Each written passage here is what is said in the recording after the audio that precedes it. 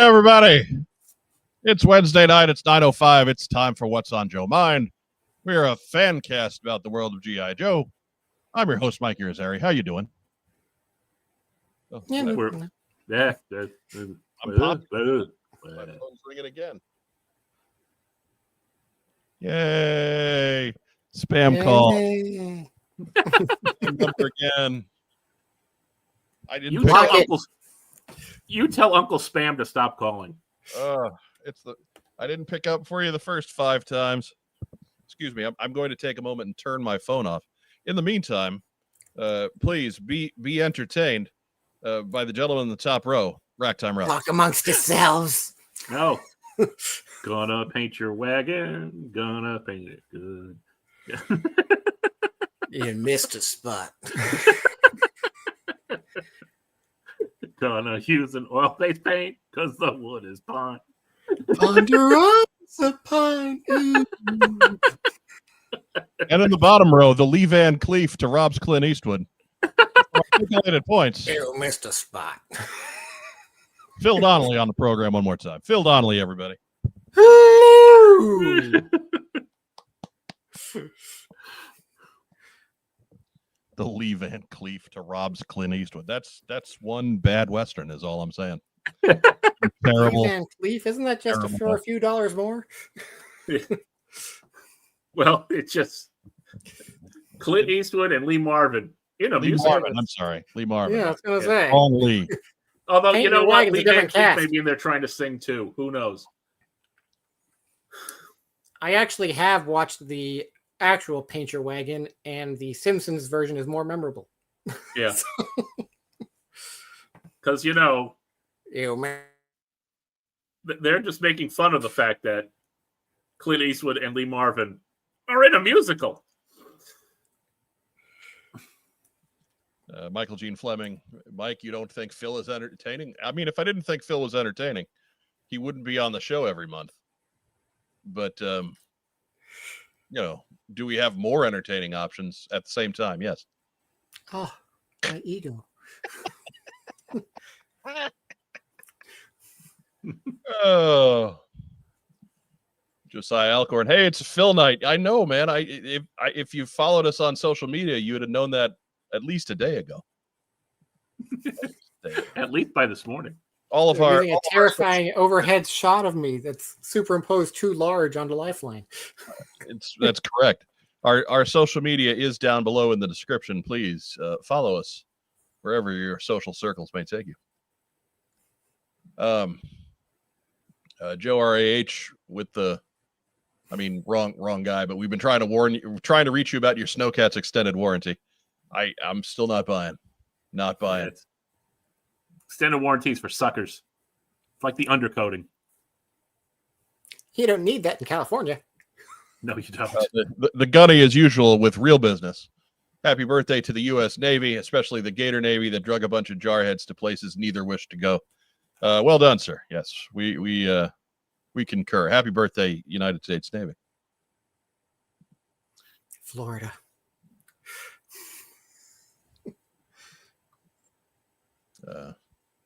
Joe ARAH Phil says that you're fresh off the Matterhorn. That Matterhorn is still under refurbishment, and you know it. Right. I'm about to say I didn't think the Matterhorn was going, but I would. Instead, he rode the Schmatterhorn for 50,000 Cronkites. What's the exchange rate on that?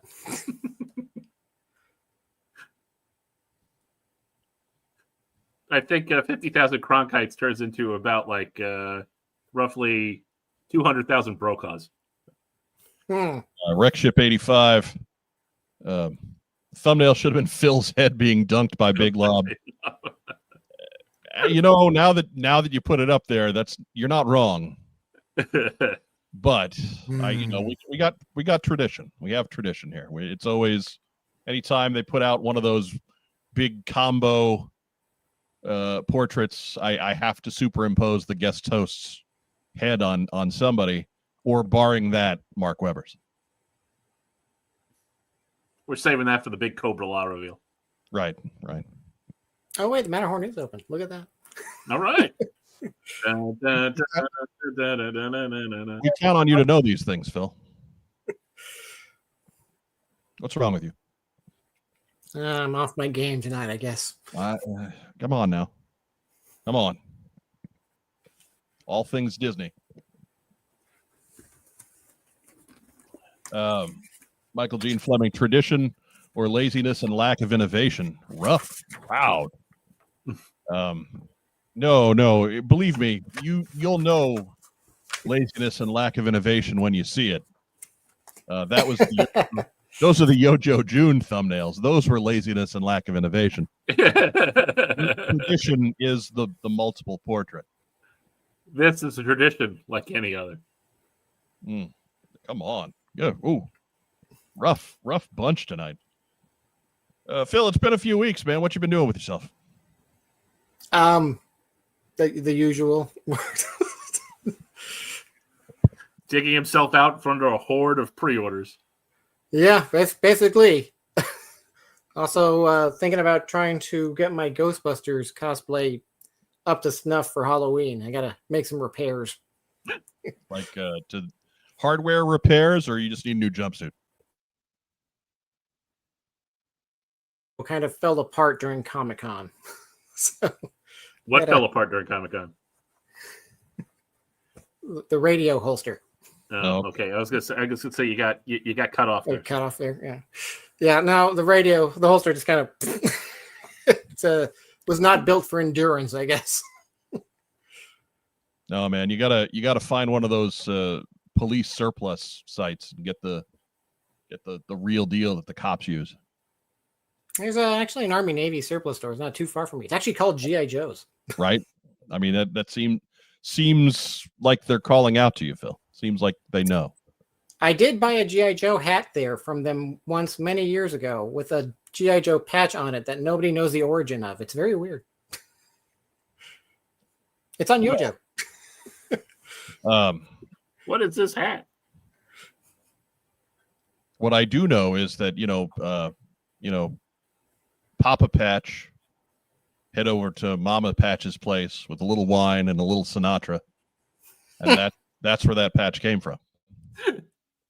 Okay. I think. You don't know. The lack of sleep is getting to me. I'm starting to break down into fits of psychosis. And I don't think that's surprising to anyone.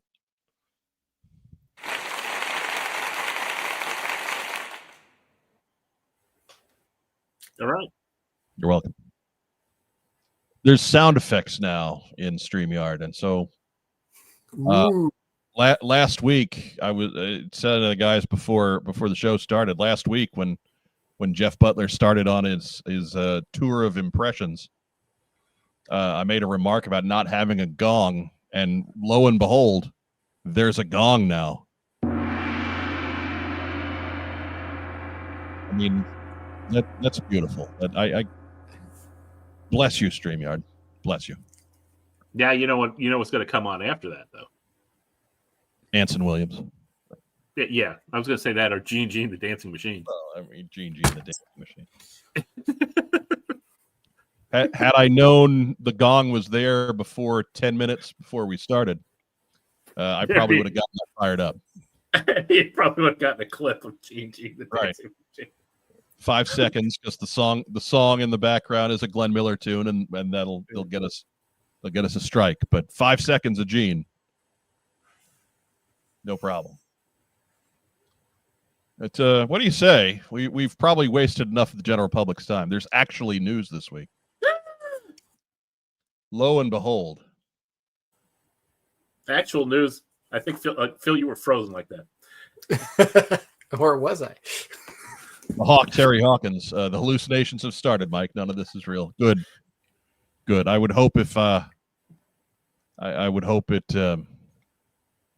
were to fall ill, that I wouldn't be missing much. It's all just a dream. Anyways, it's time for the news.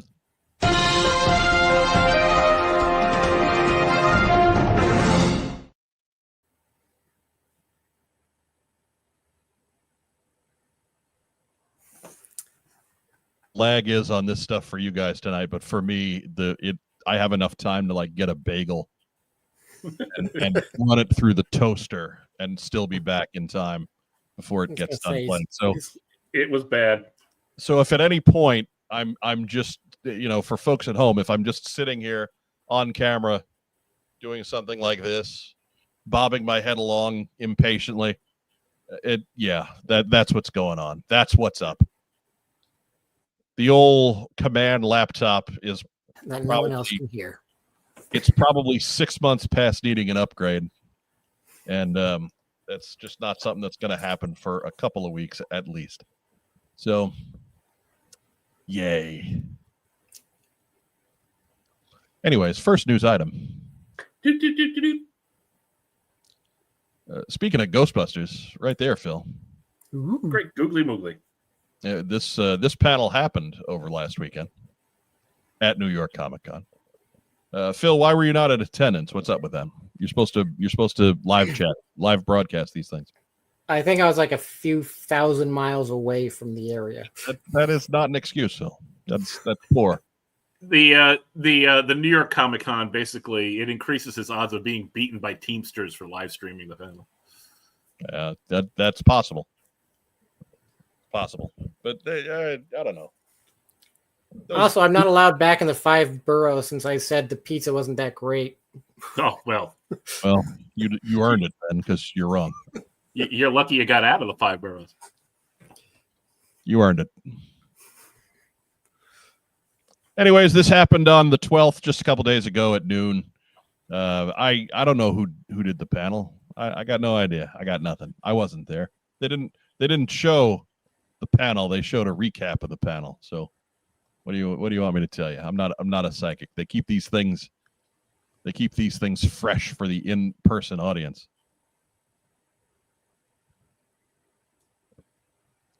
I blame Phil. Phil at all. Of course you do. Is that rational? I don't know. I don't think so. Phil and his panel piracy. I just saw an opportunity and I seized it, and then they closed the window on me. I think you overdid it though when you went in with the whole mask with the Jolly Roger and an eye patch. Jobalong and Choice C has it correct. With his generous "What's on Joe Mind" stipend, Phil should have been at New York Comic Con. In fairness, if we were handing out stipends like that, I'd have been at New York Comic Con. I think my stipend has been a McDonald's plastic chicken McNugget. Yeah, our coffee link is down below if you guys want to get busy on that stipend. So it's right there. I mean, the "What's on Your Mind" per diem. Yeah, you guys can start kicking into that again anytime you want. Been running a little dry the last couple of months, so we would really appreciate having an operating budget again, please. Please, they God, have no petty cash. Yeah, petty cash is gone. It's like last time I took donuts up to Kokomo, I had to pay out of my own pocket. It used to be an ad expense. It's a personal expense now. Boo. Boo. Boo. We could probably use some sponsors. Joe ARAH. Phil Donnelly at New York Comic Con, brought to you by Unfiltered Gutter Water. That would be outstanding. I hear the gutter water in New York is much better than the gutter water in LA. Oh yeah, look, man, excellent water. It is excellent water. You have to have the best purification system on the planet Earth, short of Calcutta, to get water out of the New York Harbor that is drinkable or in any way usable by living beings. Well, I mean, that's why they don't get the water out of the harbor. It comes down from the mountains. However it happens, man. However it happens. Where it's filtered naturally through layers of limestone and charcoal. Terry Hawkins paraphrasing Ghostbusters. This glorious episode represents the last of the petty cash. Petty cash. All right. Thank you for picking up on that.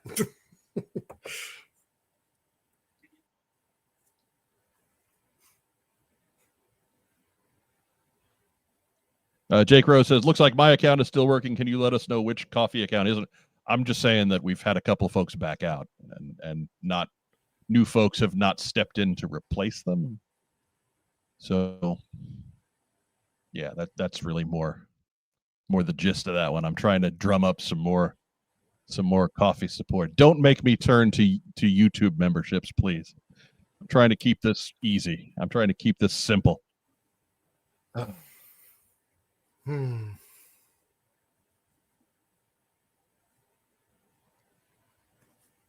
Anyhow, during said panel, of course, GI Joe. I think they went first because they were first in the recap. So we'll go with that. Yeah, at least in the recap, they were first. Number one in your hearts and in the program. Right. I was happy for that. It means I didn't have to look for nothing.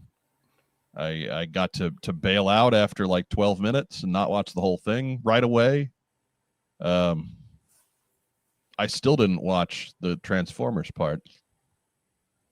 I watched the Joe part, and then earlier today I watched the Ghostbusters part just to see what was up with Ghostbusters. But yeah, I believe previously unreleased vehicle. They have a flying lawn. They have a flying lawn chair. I think that was at the Ghostbusters news. I still just want them to release Janine and Lewis in traditional real Ghostbusters colors for their jumpsuits, because the molds existed, but they were never done that way in the original line. Sounds like a point of some angst, Phil. See, Phil cares about Ghostbusters, which flies directly in the face of what the honcho Mark Webber told us for years, that no one's a Ghostbusters fan. I have my firehouse right there. Phil's a Ghostbusters fan.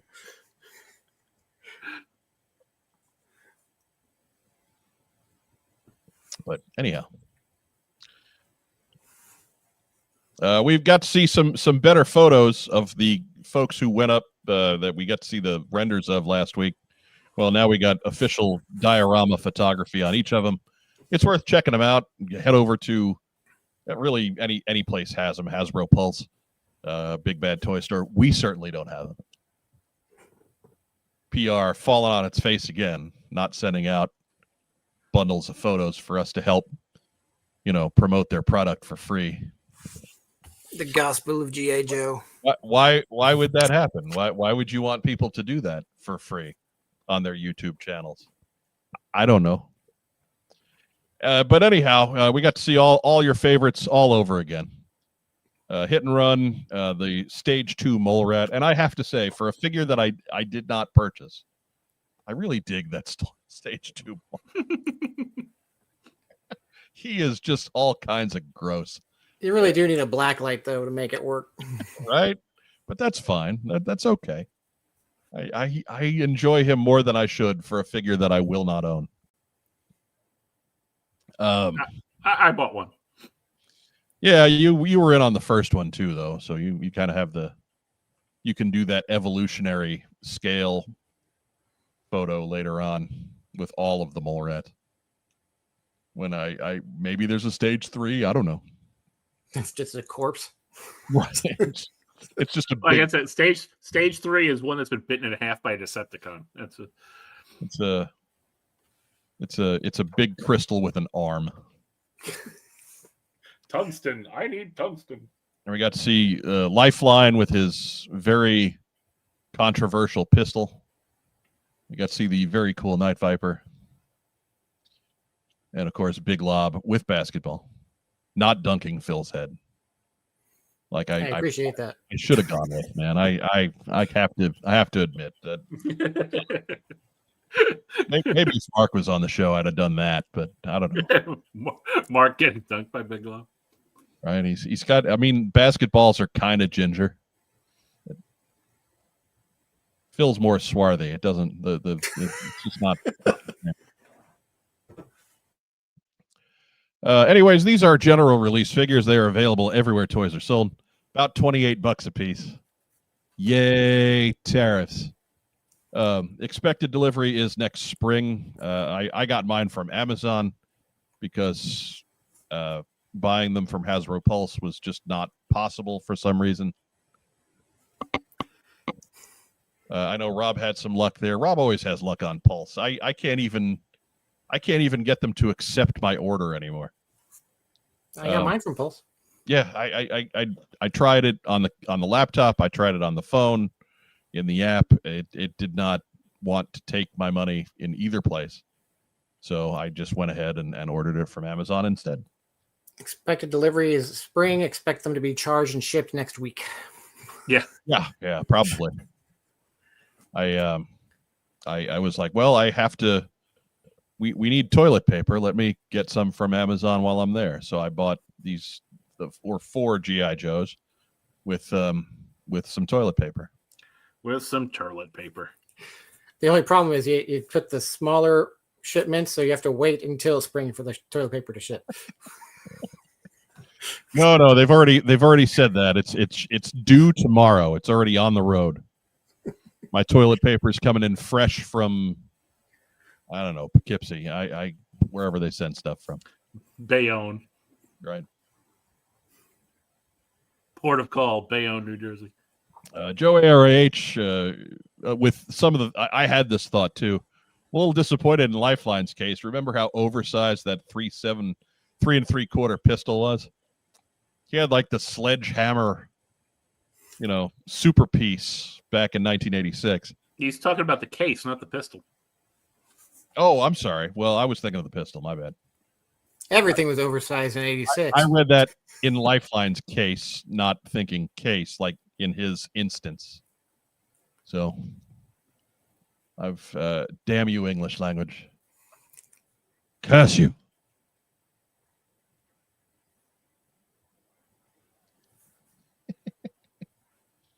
Steve Young, you said do, right?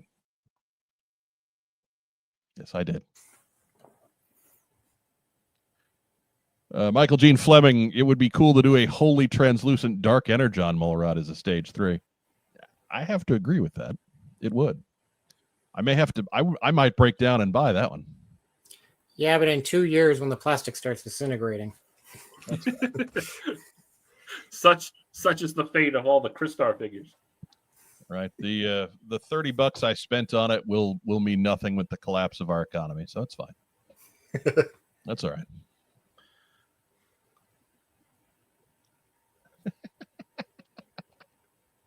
Wreckship 85. I'm disappointed Lifeline is not like the 30th with a giant rifle and stabilizer board.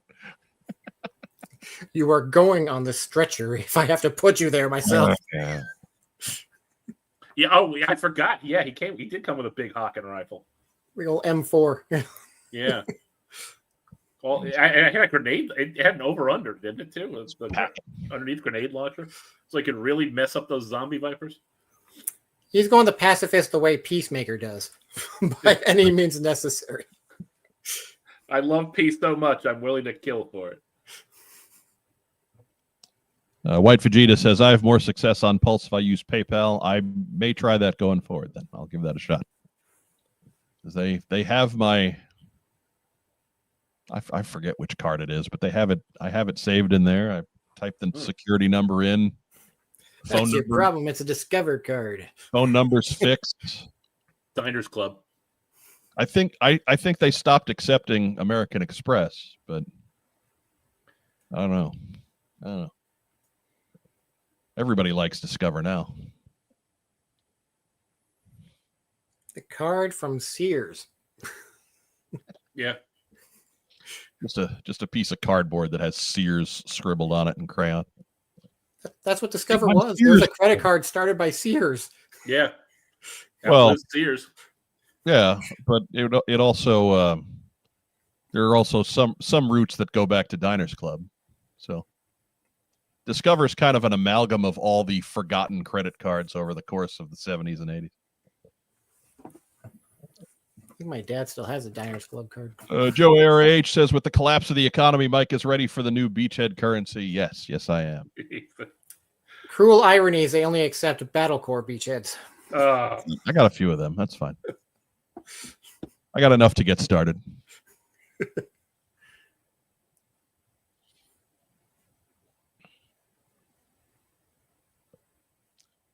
Bart, Pulse takes my Amex. No, look, man, I don't know. I'm trying to go from bad memory on purchases that I don't make very often anymore because they don't want to take them regardless. Sure, maybe it's not Amex. I don't know. It's MasterCard. Nobody remembers they exist. Maybe. That would be my checking card, though, and I wouldn't use that. So no, it wouldn't be it. I can't be having my checking account waiting on pre-order stuff. That would be tragic. That would be awful. Especially not when they send it all at once. Right. It's awfully tragic. That would be that. No, man, it would be good. Trying to buy a loaf of bread and just be, sorry, sir, no, you're $50 in the hole because your GI Joes came through. Oh, because somebody 3 months ago decided they wanted a toilet paper. Guess I'm eating peanut butter off my hand again. Stick his nose right in the jar.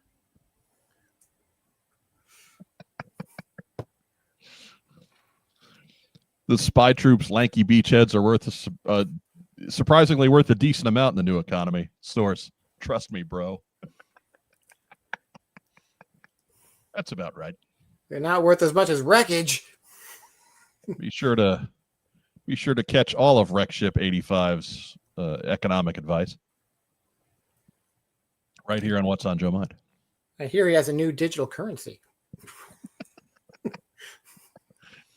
Wreck coin. Somehow. And there's the question of the day from Jabalong in Toy City. Why do we still have checking accounts? Checking with a Q, because he's classy like that. If we stopped using checks. That's a good question. Racktime Rob still uses checks, because Racktime Rob is 85 years old.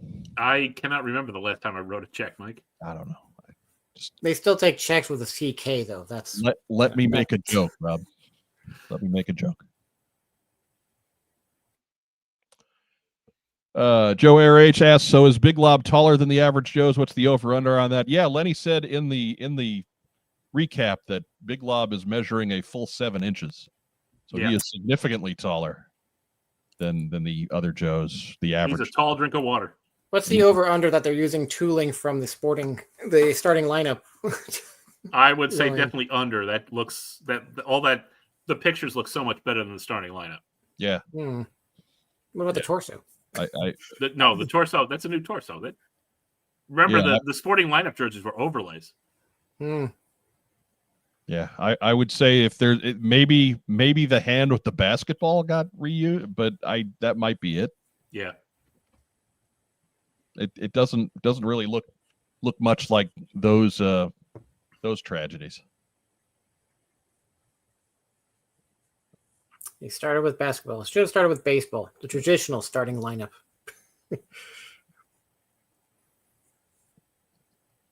Well, I mean, really, had they made them just the cute little guys from back in the day, I'd have been more excited. Yeah, that's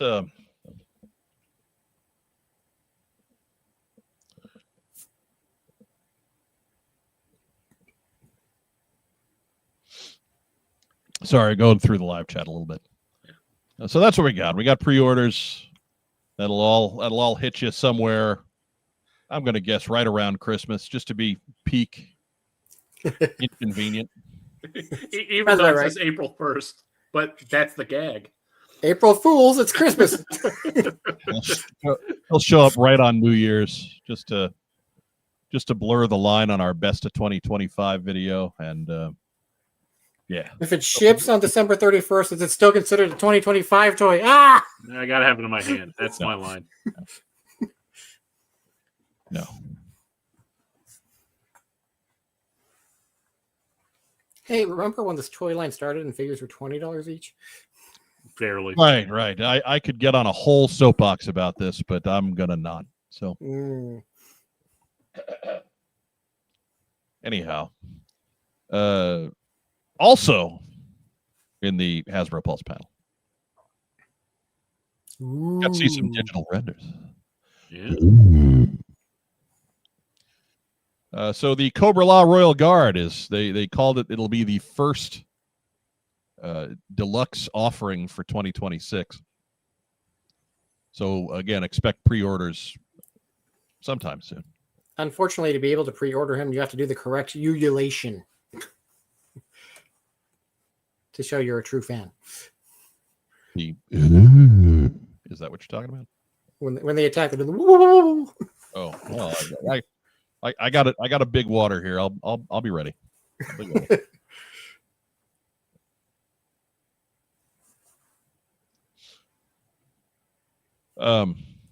Anyways, he's got a lot of stuff. So you see the base figure there.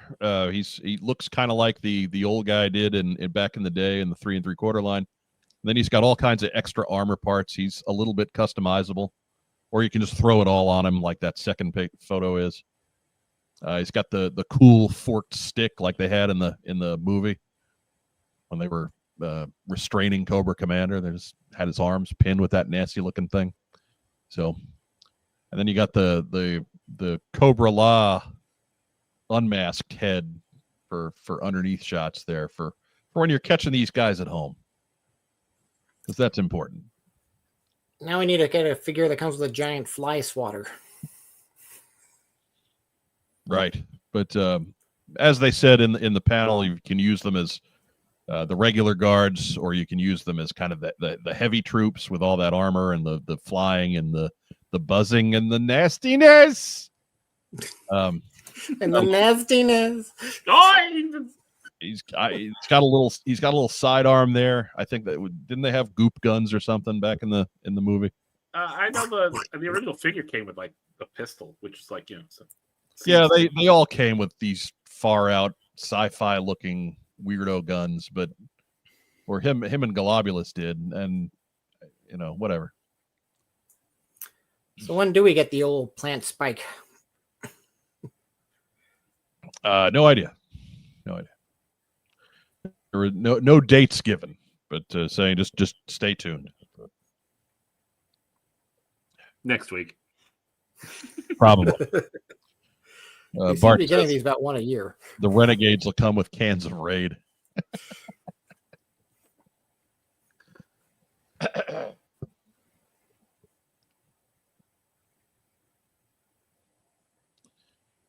Jake Rose, I haven't seen the movie. Did they sound like the Three Stooges when they attack?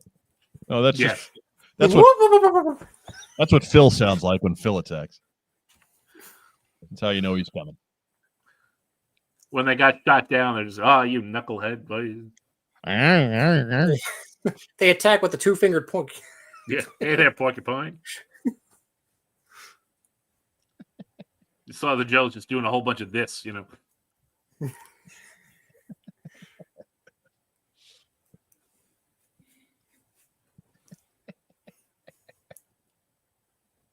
Job log in Toy City. Phil does a great Zoidberg uvulation. Well, that's because I love Zoidberg. Your music is bad and you should feel bad. That's kind of where the Three Stooges bit comes from. Yeah, it's yeah. Joe RH says this confirms Globulus for Yojo July. I mean, it's Yojo June, and it doesn't confirm it, but I mean he's got to be coming, right?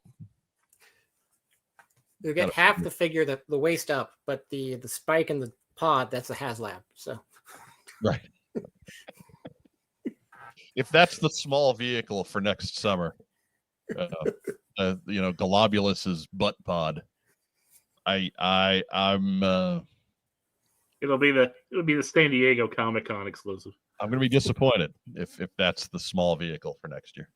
He comes with a burlap sack to protect the plant bulb while on transport. He just, you can play Follow the Bouncing Globulus as you watch What's on Joe Mind. Sing along.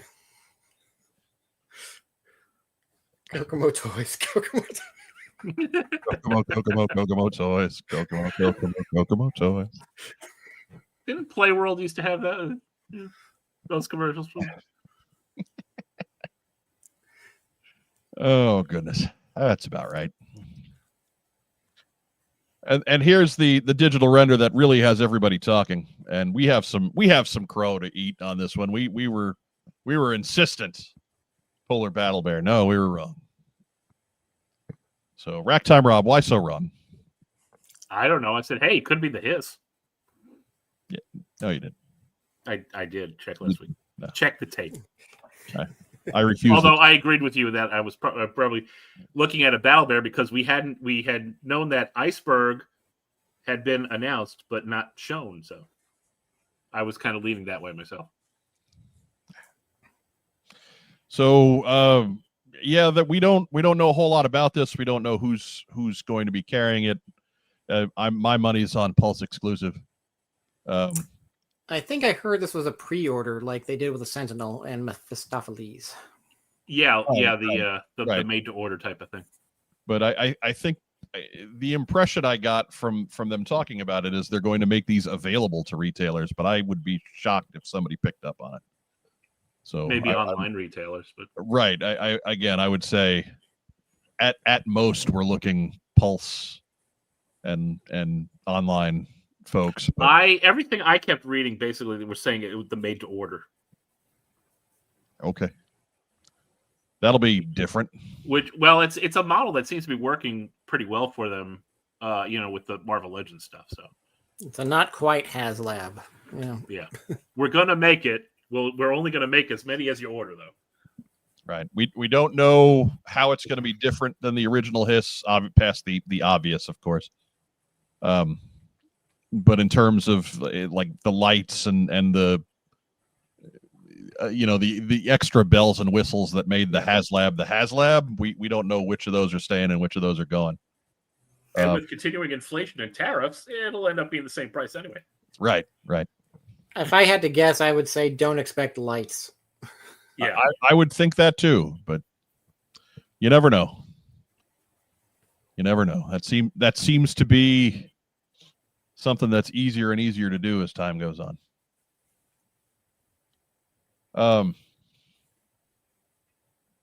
Yeah, so I wish we had more to tell you, but they purposely left this kind of vague because they got a lot of news to spread out over the next half a year while they get ready for this thing, and you figure out where you're going to put one. Because we're all sitting there looking at it, going, I just don't have room, and I guarantee 70% of the folks saying that'll be like, I'm going to buy one. It's a Hiss tank. I need all the Hiss tanks. I don't have room, but yet I need it. Yeah, Did you get a picture of the driver? Because I think on Saturday they showed the driver. They said that the driver would be something that would be revealed later, but I did not see the Snow Serpent. Yeah, officer. Basically, if you remember, it was it looks like the 3 3/4 Arctic Hiss driver, where it's like a Snow Serpent with a Hiss driver head.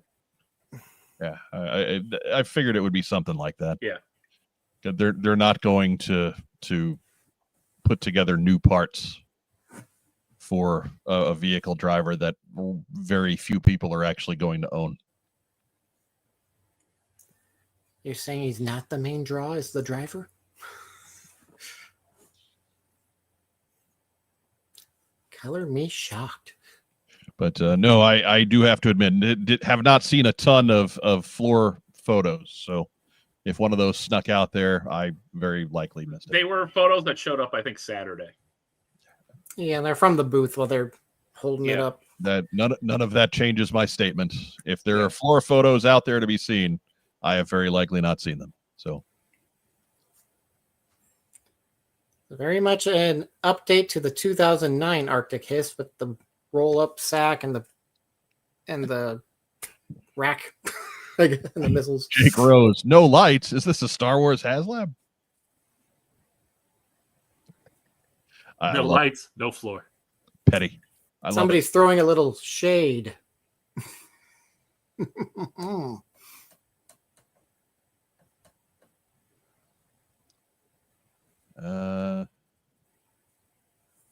And yeah, with the Michael Gene Fleming, I did see a driver. Some of the pictures people took from the show floor. Also, the back does open. Yeah, they did say that in the panel that the troop carrier capabilities would remain. So that's easy though. That's just space. It'd be tougher to get rid of that,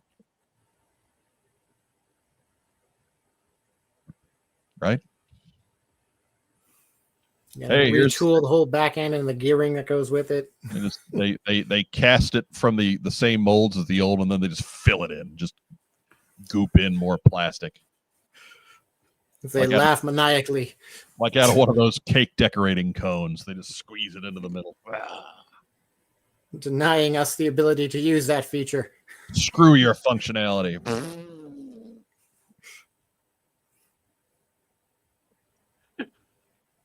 Thereby increasing the weight and the shipping cost. Correct. And the balance issues. Passing them on to us.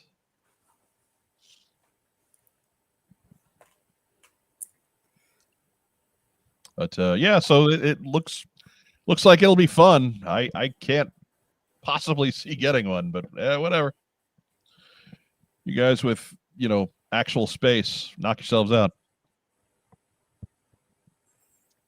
Phil Donnelly, what are you going to sell to make room for your Arctic? I Couch. I don't have space for this, and I am currently telling myself I don't need it. So please don't convince me otherwise. So again, I understand that, Phil, and I'm certainly not going to tell you otherwise, but I know that you will tell yourself otherwise eventually. So, because Phil, I've known you for how long now? 15 years? I didn't order a mole rat, so Oh, there you go. Clearly the war is won. Yeah. I'm already started looking around the apartment just to see what stuff Racktime Rob will be stacking. You putting on top of it. There's always room on the ceiling. Which comic boxes he uses the least to stack an Arctic Hiss on top of. So it'll happen. It'll happen. Oh, it's the box containing his collection. And there goes Phil again. There goes Phil. His best line of the night, probably. Right. It's all done. Phil had a zinger, completely eaten up by the lag. Tragic. I don't know what's going on, man. It's just there he goes. Ironically enough.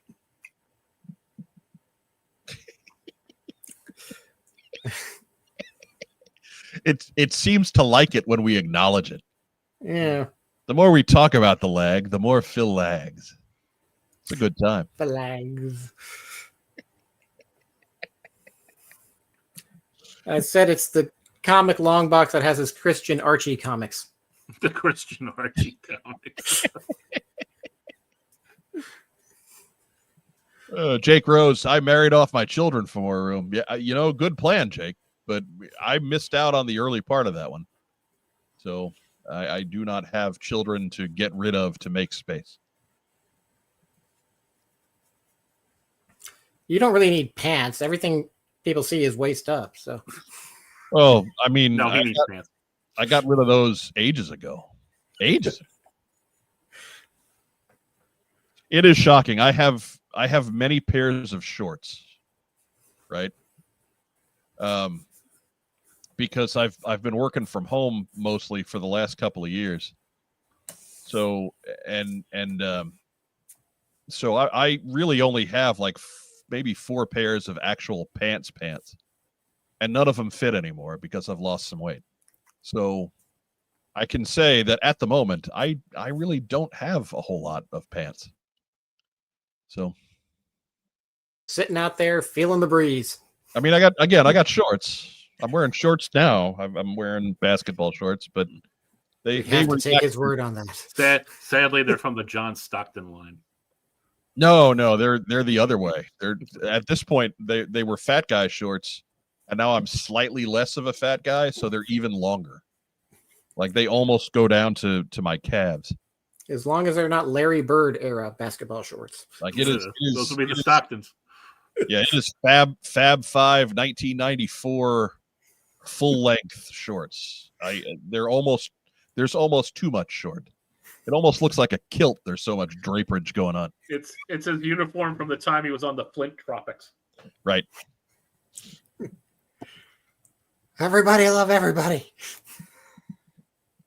Gene Fleming, shorts are far superior to pants in almost every circumstance. I tend to agree with that. Again, as I observe big guy weather. If it's over 40, Shorts are fine for errands. There's always that one guy on the ski slopes. Right.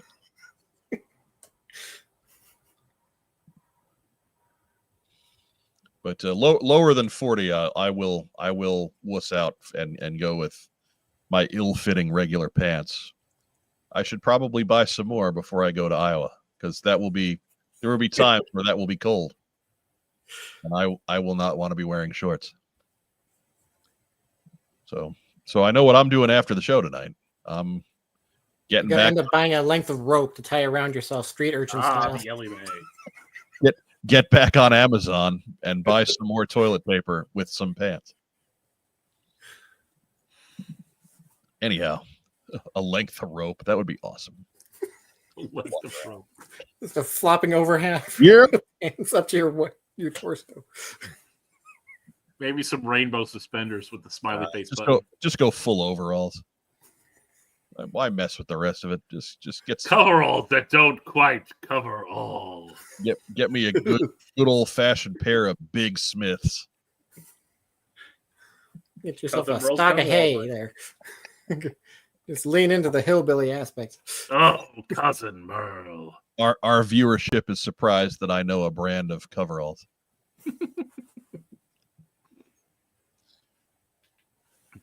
This is for posterity. The Gunny saying, Gene is keeping me and my pension so he can buy his Arctic Hiss. There you go. Right there for proof, man. Gene, check the tape. Make sure you timestamp this, Gene. We're on your side here.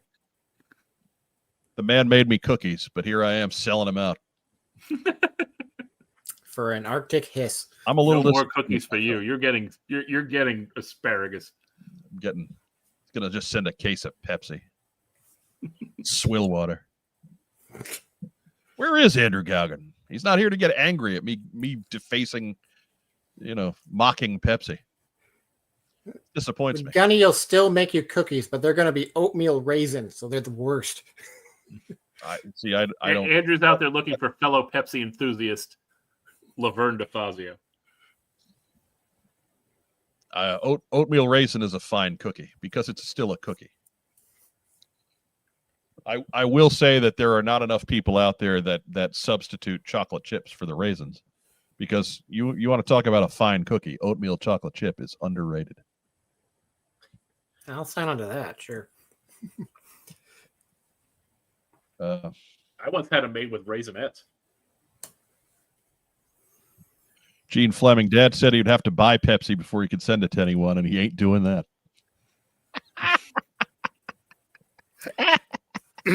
I think I know what to get Michael for Christmas now. Look, man, if nothing else, I buy a lot of soda. So if somebody's sending me soda in the mail, I'll know.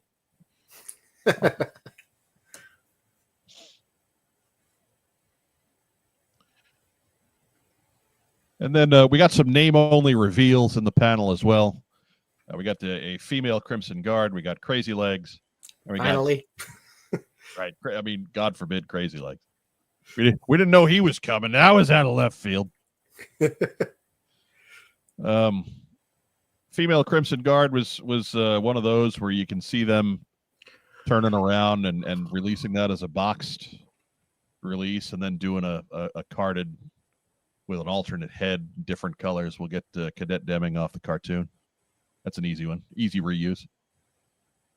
Something that'll shut up some of the longtime fans for, going on the quarter century as I've been into this as an adult collector. They'll still complain that there's not 3 3/4 inch O-ring versions. Well, yeah, that is true, but still, it'll keep some of them occupied. And then Zap, right there, right off of some of our top 5 lists. Zap. Didn't you have Zap on yours, Racktime Rob? I think I did. I know Phil didn't, because I don't think he participated. The top 5 I did. That's right. You were on that episode. Yeah. You're on the first. We wound up doing it like 4 times, so I forget. It'll come with pre-broken thumbs. Yeah, alternate hands are missing its thumbs. Right. I tried to get our Independence Day spectacular clip in here, but it wouldn't load right. and so I wanted to do the, thumbless Zap standing there with fireworks going off in the background and Stars and Stripes Forever playing, but the fates are not with us tonight, folks. Phil's probably going to lag out again another 20 minutes. So now you're just doing that. Now it's the end of Police Squad. Right. Phil's going to jump in the air and just be hanging there. There'll be a chimpanzee in the back wreaking havoc, something like that. Right. All the toys on Phil's shelf are going to think he's having a stroke and start moving. Oh my God, Buzz Lightyear was right. Well, there's a plot twist. As all of Phil's weird Baroness collection starts running for the hills. That's just one, and it was from Sideshow. Sure, Phil, whatever. It's a sideshow. Whatever, Phil. It's a sideshow, all right. Oh. It was a review figure, even. A review figure. Right. Now let's try to make it tax deductible. There you go. A review figure. That helps. You? That helps 10 years too late. Oh, goodness. So, Phil Donnelly, who are you looking forward to the most? Probably Crazy Legs, because that's one of the first figures I actually ever got as a kid. Wow. Yeah, I'm a little younger than you guys. Surprise! Right time, Rob. How about you? The Zapper. Zap, yeah. Right. How is the answer not Zap? Oh, you're Phil and you're wrong. That's how the answer is. You already got Crazy Legs, man. Night Force Crazy Legs. I didn't have that as a kid. Whatever. He wants bright red, shoot me please, Crazy Legs. Right? I need gray and red with a really tan giant parachute that doesn't make his legs go straight. That keeps him crouching at all times. That's right. He's ready for action that way. Like a wrestler. Grr. Like a He-Man figure. That was our brother Jim. Crazy Legs was one of his first shows as well. He was an early one for Jim back in the day. I mean, sure, Crazy Legs looked like he should have come with an Adventure People hang glider, but hey, the Adventure People are cool. Look, Crazy Legs ain't bad. It's just the logistics are wrong. He looks okay. Yeah. He just doesn't look particularly military. But no, like I said, he looks good. He looks like a cool Adventure People. Yeah. He's an air show guy. He's a Fisher Price guy with knees and elbows. That's never a bad thing. Yeah. Fisher Price guy with swivel arm battle grip. Like I said, the Adventure People were cool. Yeah, and a gun. And a gun with an easily lost stock. The Adventure People are through fooling around. We go on adventures with Rambo. Yeah. I'll show you some adventure, kids. We're taking down that liquor store. It's an adventure in crime. We're taking down that liquor store. I can hardly wait for the Adventure People liquor store playset. Right. Comes with some that same guy who had they just would send him out in different recolors, and it was the guy with the beard also come with the dude with the stubble and the cowboy hat. Yeah. I mean, I can see it. It's all coming together. The adventure people in their bootleg liquor van. running a truckload of Coors across state lines. Oh no! You're way too exotic on this, Rob. Just the Adventure People 21st Amendment, liquor store. Because every state has a chain of liquor stores called 21st Amendment. It doesn't matter where you live. Your state has at least one. If we do, I've never seen it. Shut up, Phil. California, where you can buy. No. Ruining the 21st Amendment liquor store bit. I can't harbor that, Phil. There's a whole northern half of the state, Phil, that you never go to. We have loose laws. I have been to that other upper half. You have whatever. Yeah, clearly We not have as a liquor buying adult. Gonna drive me to drink. I just go to Vaughn's. Just go to Vaughn's. Isn't there a Vaughn's ripoff? There's a John's. It's very confusing. All right. I was going to say, or is that just a Sklar Brothers routine? But apparently that is confirmed. It's VONS and then JONS, and it's Orange County versus like LA Hollywood area. Which one is better? I think I've only been inside of one John's, so that was in Shelbyville, right? North Haverbrook, actually. Maybe even North Haverbrook. Oh, they were going to get the monorail concession until it folded.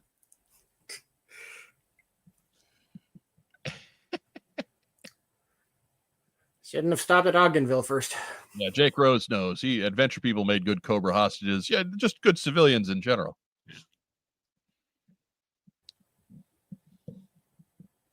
Fantastic. There's Andrew Gauguin. Now that I'm done railing on Pepsi, now he shows up. Now he shows up. Now he's been. Now he's here. There he is now. There's no way I'll talk about unfiltered swill water here now. No. Made with 100% authentic Hudson River liquid. Right. They can't even legally say water. It is interesting to note that all three of these you can't even legally say liquid. All three of these classified name-only reveals, all Coke drinkers. All Coke drinkers. Oh, here you go. Josiah Alcorn's got your answer there, Phil. There you go, Phil. Josiah Alcorn. Sacramento has a 21st Amendment liquor store on Fulton Avenue. So there you go. Screw you, Phil.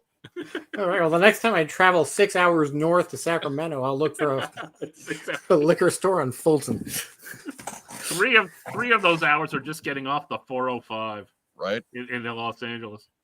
I'm going to guess that it's if there's only the one, it's probably in a seedy neighborhood. Sacramento sounds about right. Home of the A's. For now.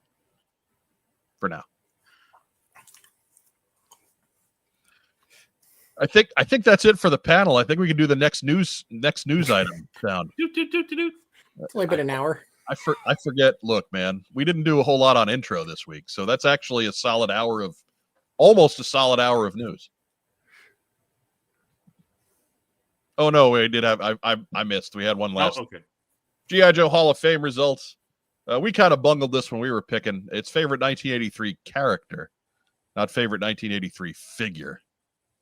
So Destro won, apparently, going away by the talk on the panel between Lenny and BMAC.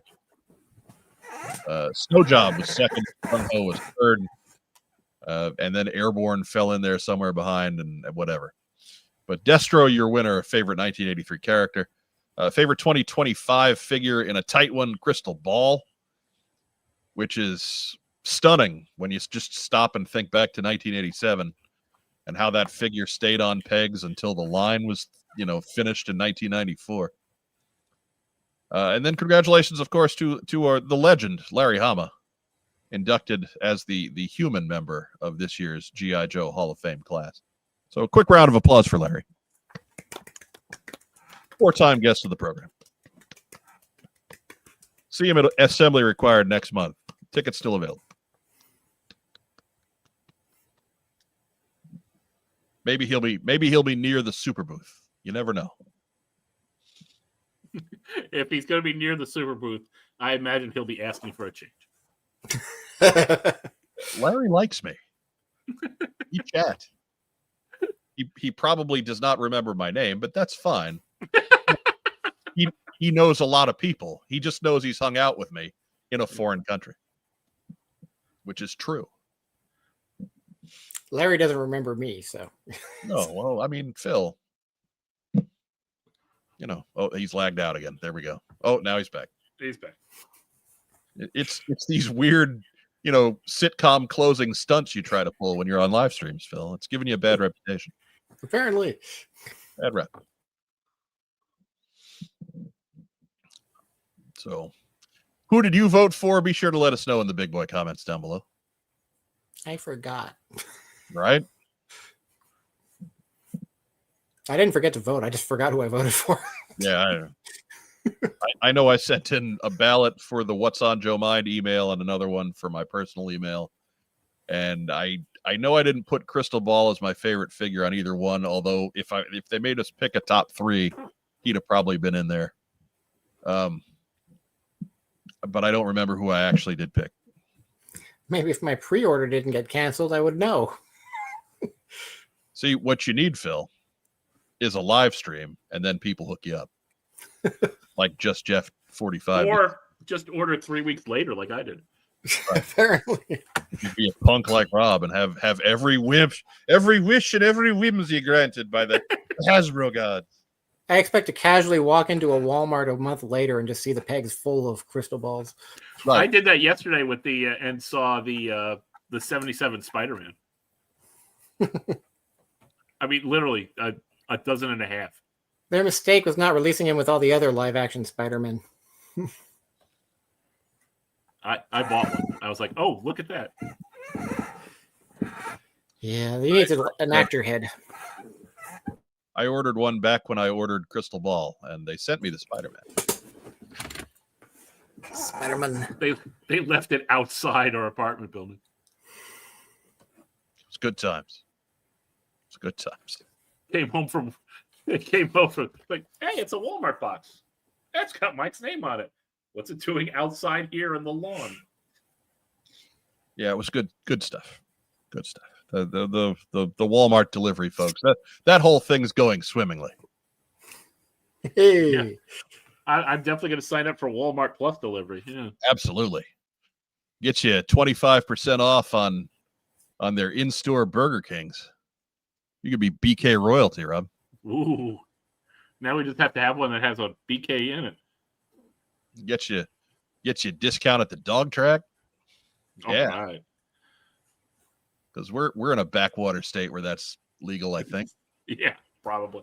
At At the dog track. Whoa. Haven't looked into dog racing a whole lot lately.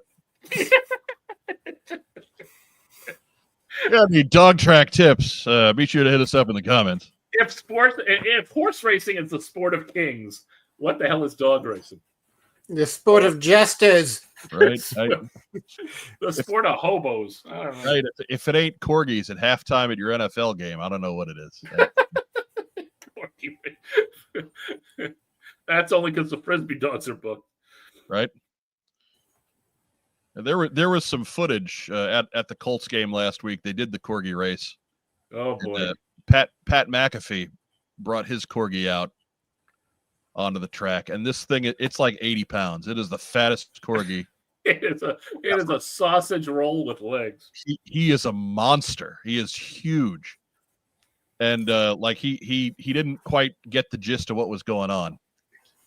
He just kind of jogged out about halfway, and then he saw everybody in the stands cheering. He kind of stopped and did the slow, sitcom turn. Jogged out there like William Conrad after a Suspect on Cannon. It was good stuff. Look that up. I'm not a big Pat McAfee guy, but you see any clips of Pat McAfee at the corgi race last weekend, that's good stuff. Pat McAfee and his sumo corgi. Yeah, Chuck is his name, and it's perfect. That dog looks like a Chuck. Does it not walk so much as waddle? Absolutely. It's like if your igloo cooler came to life. It undulates. Bart's with the tip, bet on Santa's little helper. Little helper. No, he Bart was would terrible. say that. He's terrible. Awful race dog. That's how he wound up with Bart. Two-time All-Pro Steve Young. Come on, it's the sport of bitches.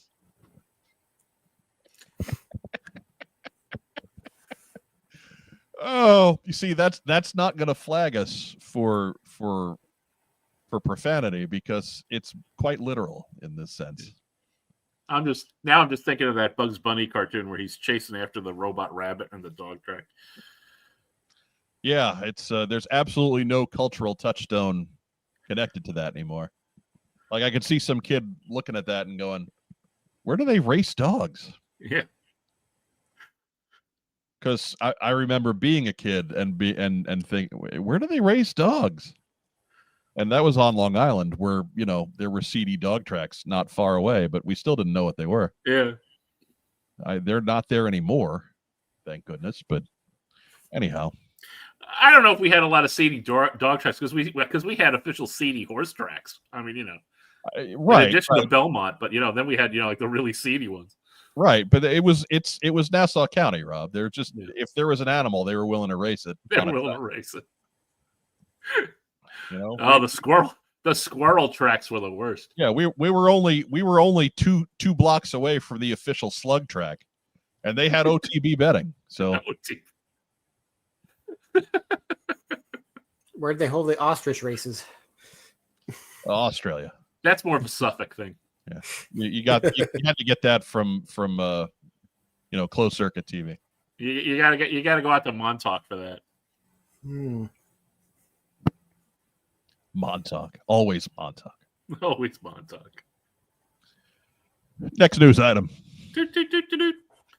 It's just sometimes I have to stop and recapture what's on the slide when we go off on a tangent.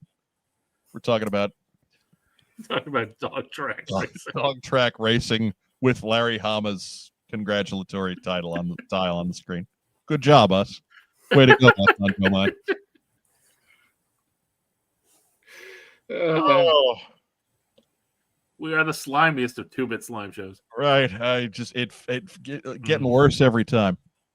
Anyways, going back on Monday night, our friend Eric over at Surveillance Port was doing some snooping around a Facebook group and found that somebody had posted a distributors list of what could be the next wave of Reaction Plus figures from Super 7, which includes Movie Cobra Commander, which is just Cobra Commander with a cape.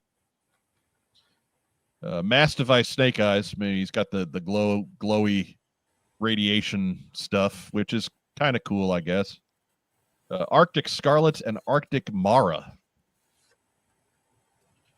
And I hope. Now, this is not to cast any aspersions. I believe that Eric saw this, and this is what was posted in this Facebook group. But good Lord, I hope this is not Wave 6. Because this is a bad wave. That's I mean, but he's got a new cape. Right. I mean, I'm gonna go off for a second here on what I think is wrong here. Enlighten us. Right, because first off, I understand Super 7 has to play the hits to a certain degree. There's got to be either a Snake Eyes or a Duke or a Cobra Commander in every wave, because they're the guys who drive the line. Getting two of them in a wave just after we had a wave with the Snake Eyes. Okay, that's maybe a little too much Snake Eyes. Just a thought. It's definitely too much Cobra Commander when the only thing that's different is a cape. In theory, again, these are no photos involved with this, no pictures. But I can't imagine that that's going to be too different than the Wave 1 Cobra Commander that we saw in the past year. Arctic Scarlet is fine. I'm not a fan of the way they've been doing the Arctic coats. Those leg cuts are pretty brutal. I understand that you're limited if you want to make these guys posable and still do that motif, but I'm not a fan. And then Arctic Mara just screams, "Hey, let's recolor Arctic Scarlet and put a different head on her." And that just seems a little cynical to do in the same wave. Well, you're assuming Mara. When was she in the Arctic? You got me, man. but this is just Are you saying you don't remember? This is what was on that distributors list. So, I mean, the thing that might be BS about it is that there's an Arctic Mara. Right. So again, I kind of hope this isn't the wave. And again, we're not faulting Eric's reporting. It is accurate to what he saw in this Facebook group. But man, I hope what was posted in that Facebook group is not correct. Or at least maybe Mara's different. Maybe Mara's, maybe Arctic Mara is just misinterpreting her in the wetsuit that we saw her in for most of her time on camera. Or the blue skin. Right. She's a little hypothermic. It's fine. Yeah. Again, she was in the in a blue wetsuit for most of that episode. So hopefully that's what Arctic Mara is interpreted as. But I'm not big on the Super 7 Reaction Plus stuff to this point. It's been most hit or miss, I think, is being generous. I think it's been mostly miss. Because they live in the shadow of being not as good as figures that happened 3 decades ago. So this seems like poor selection, and I hope that it's not as cynical a reuse of parts as the titles would suggest. Or maybe we could just spread Cobra Commander and Snake Eyes out a little bit if that's what we got to do every wave. But your thoughts, Phil Donnelly? I'm trying to think. Is it possible we've had a Snake Eyes every wave? It feels like we've had a lot of it. Well, there was the one in Wave 1, the classic Snake Eyes, if you will. The Wave 2, 1985 Snake Eyes. And then we got the comic Snake Eyes. Snake Eyes. Actually, a completely different parts. I compared them. It's the same design, but all different sculpts. Weird. And then I think we had another Snake Eyes at some point. I'm losing track of here, but yeah. And we had the Arctic Cobra Commander, which, yeah. Honestly, if you're going to go with a caped Cobra Commander, part of me wishes you just go all out and do the big bright pink cape from the Massive device. Just really commit to the cape bit. But yeah, I'm not sure how necessary some of these figures are. I know some people in the chat are saying, hey, maybe they meet Aquatic Mara and some guy on the internet doesn't know how to type, which is entirely possible. Yeah, I mean, that would make more sense for Mara since she's only in one episode. Well, technically 3, but Yeah. In 2 of them, she's just a synthoid. Not to mention, she's a civilian in those 2, so she's really not terribly exciting. Yeah. But, so I'm hoping that that's the case too. But you never rule it out with Super 7. They love to reuse them parts. They do indeed. Again, I'm not casting aspersions on anybody who provided this information, but man, I hope it's not accurate. Because this seems like a real bum wave. At least the Mass Device Snake Eyes would be a version 1 Snake Eyes instead of a version 2. You don't know that.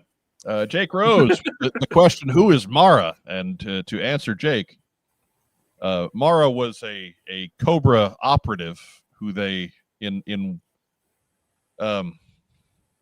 what's the name of the episode, Phil? Is that Memories of Mara? Memories of Mara, yeah. So they do experiments on her. They try to make her aquatic with the ability to breathe underwater. Amphibious, yeah. Yeah, and amphibious. She can use both hands, like they're not. No, wait. So ambidextrous. Ambidextrous. You mean she could breathe underwater? Yeah, go with that one. Cobra's genetic experiments to get a switch hitting lineup for baseball. Right, and so the Joes rescue her in some kind of raid, and her and Shipwreck have some sparks that go off, and then later you see her in the Synthoid, or rather, when what is that? No Place Like Springfield. Yeah, that 2-part episode where a Synthoid Mara is a captured Shipwreck's fake wife as they try to extract information from him. So she played a fairly significant part for a non-Joe, non-Cobra type, a fairly significant piece of Shipwreck's character in season 1 of the Sunbow cartoon. So both episodes available here on the YouTubes. If they do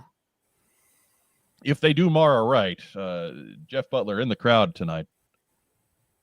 He wants the Mara figure. If they do it right, that's a pretty good one. Hopefully, knock on plastic tabletop. But again, I'm not in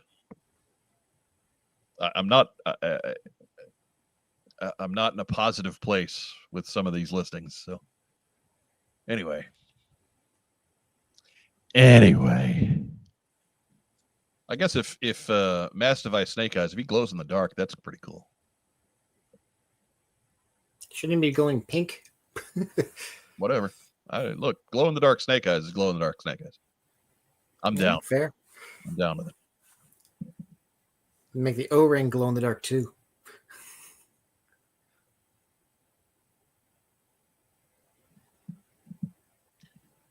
Gene Fleming, I just realized apparently Cobra not only knew that Shipwreck and Mara had a thing, but that it was also serious enough for Shipwreck to believe that he would marry her. I mean, in No Place Like Springfield, a significant amount of time had passed. So it's not surprising to me that they knew that Shipwreck and Mara had a thing, because Cobra has spies everywhere. That's part of the story. So the word would have gotten back. That stupid sailor's got feelings for her. Okay. The Jack Nicholson wannabe. And Andrew Gauguin correct this time. And Mara and family meet a fairly nightmare-fueled end, traumatizing many a child. No Place Like Springfield is rough. Okay. For 7 and 8-year-old kids, that is some heavy, heavy stuff. Her next figure is a pile of goo.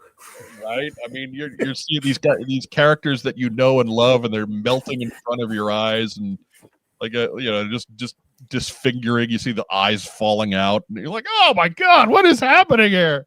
You're selling this to children. Stop it!" And, sure was toasty.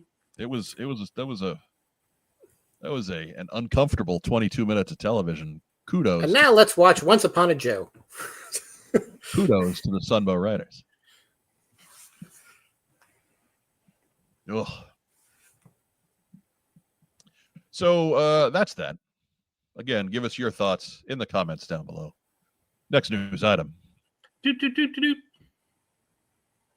Hey, we got some Skybound stuff today.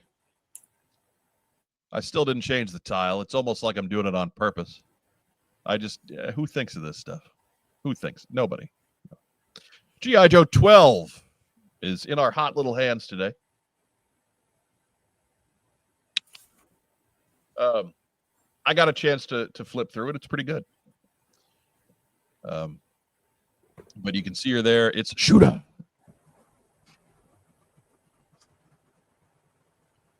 And it's a Night Force issue, so you get to see Flint, Lady J, and Beachhead in action as well. Good times. Mostly Shooter and Beachhead, but that's because they know where the bread is buttered.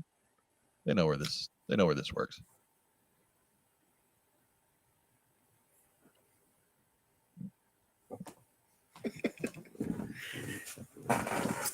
Why are you laughing, Phil? I just imagine them giving them the sneakers from her action figure from Classified. She's got to be sneaky. She's a sniper. For sneaking. But they give her a good backstory there. She seems pretty badass. So it's you can tell they had fun writing that one. They created a fun character for their universe here.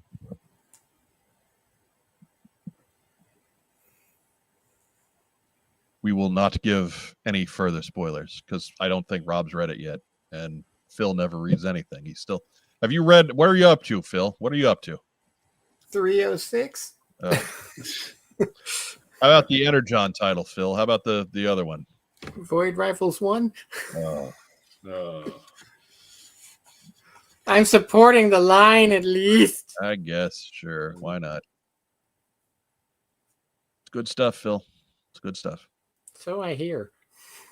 Mm-hmm. So you hear. So indeed. Just not enough hours in the day. Whatever, Phil. I got time. Ragtime Rob's got time. Ragtime Rob is responsible for America's youth.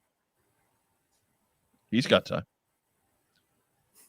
Well, what does that say for America's youth?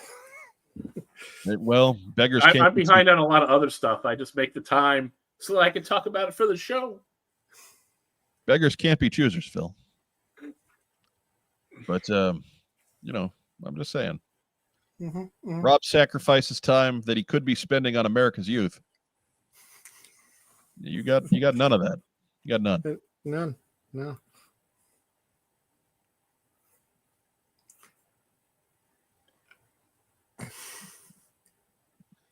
Michael Gene Fleming, now's about the time I'd normally say goodnight, but I work from home now and have a commute of 30 seconds.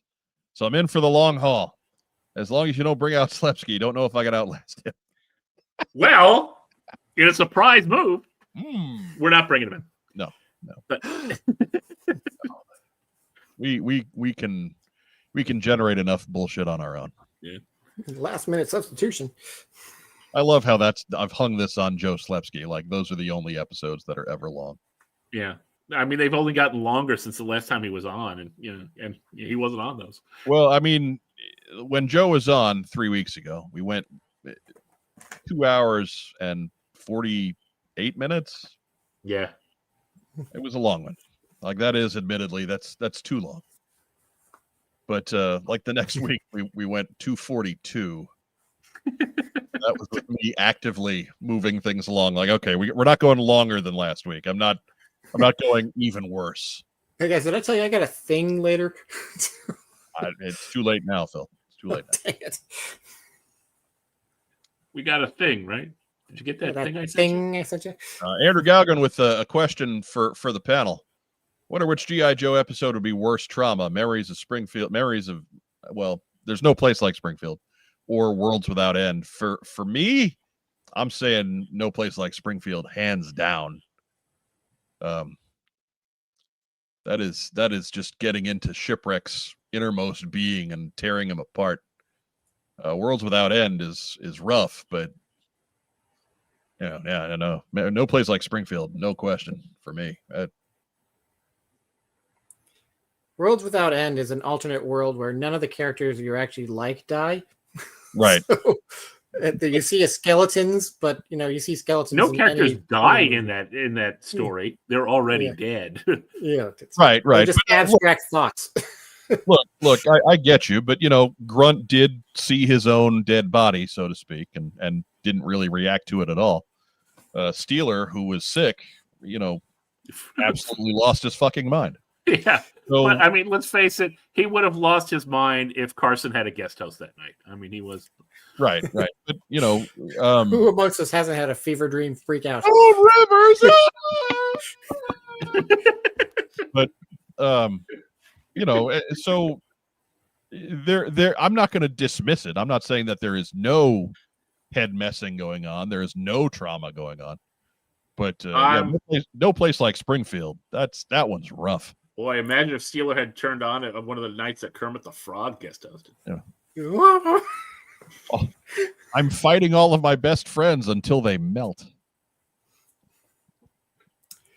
Plus, Steeler got a girlfriend at the end of it, so. Right. Steeler's new chick is into leather. All right, go Steelers. Hey. Yeah. Steeler's new chick is on Phil's shelf. Wait. There's glasses on her. His glasses. They're removable. Steelers' new chick got LASIK. Steelers' new chick has another chick.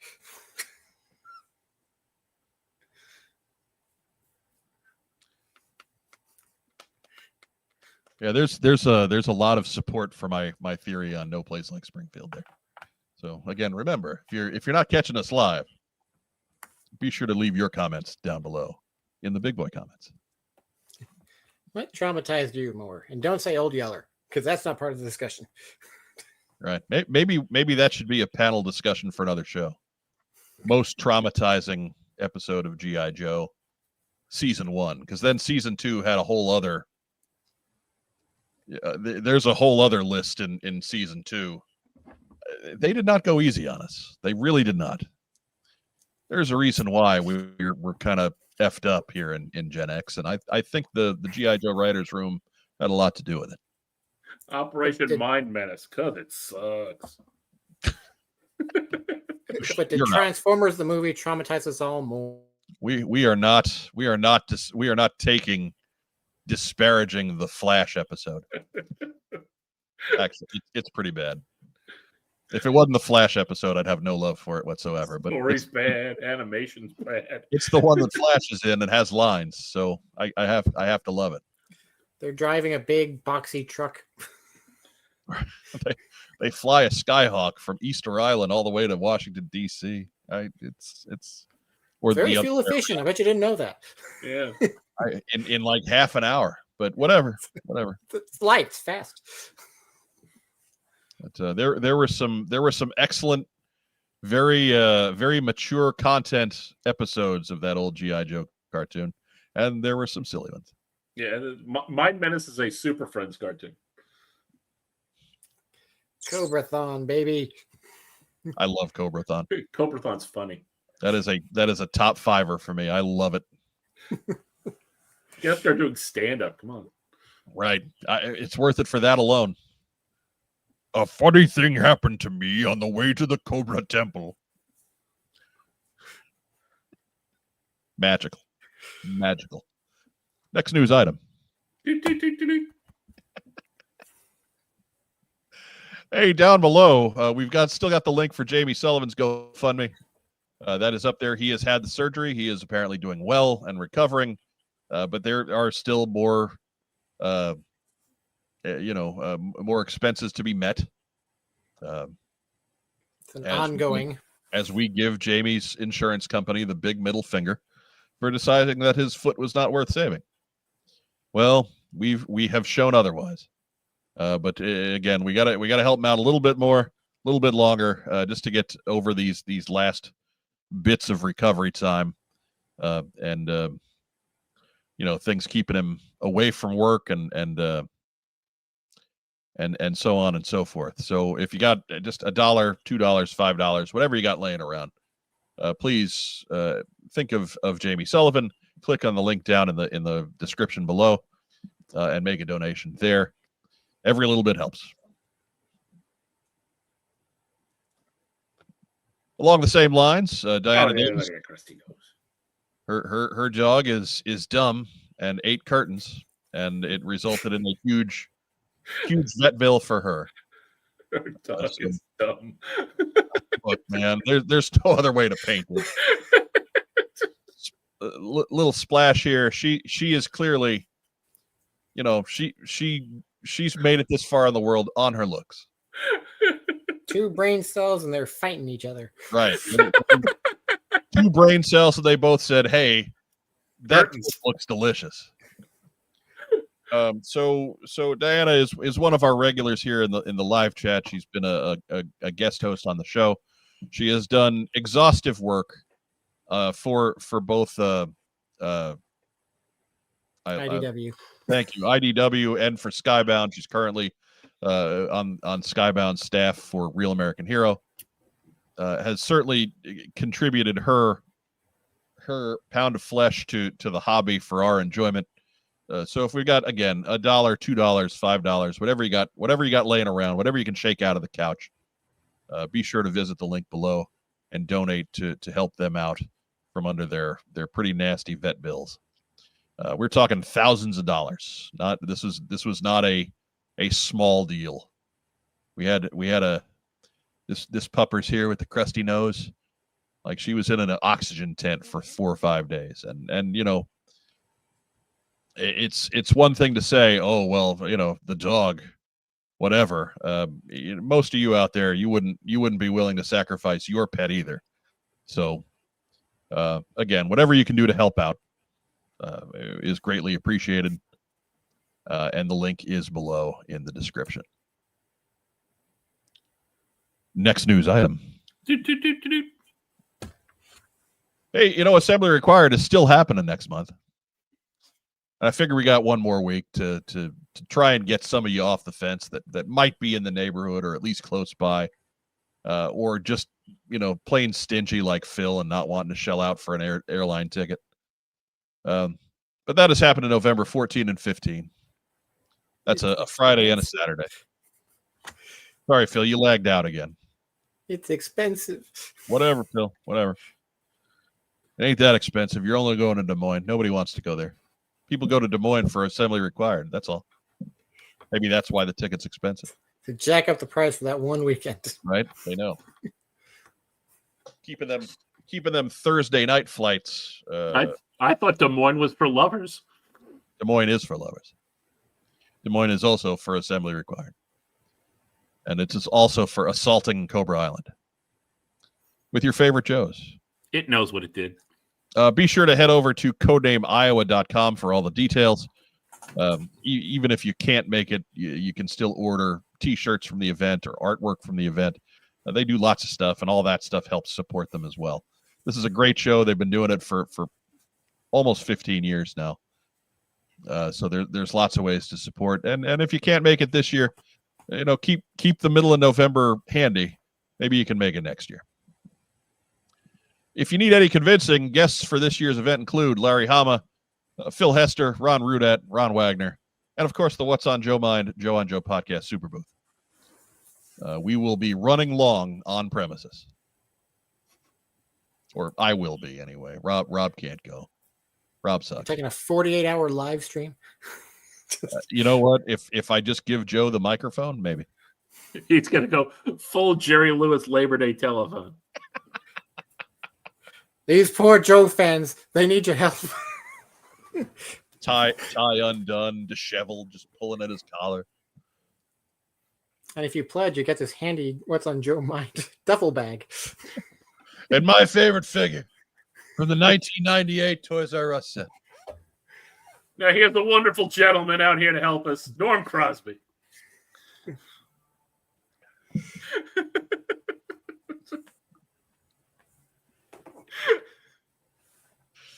Oh goodness.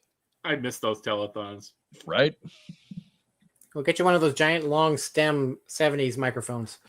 Oh yeah. Joe Fan 84 asks, isn't Phil a billionaire? No, Phil is not a billionaire.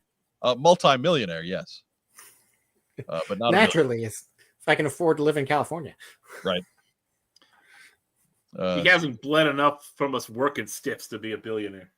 Gene and the Gunny, they're road tripping from North Carolina. So what's your excuse? You ain't got one. So take the time off. You don't need to be at work. North Carolina is shorter. No, that slave driver. They could go straight to anyway. I got the Rockies in between. And I'm not gonna take it anymore. You take that, Space League. Right.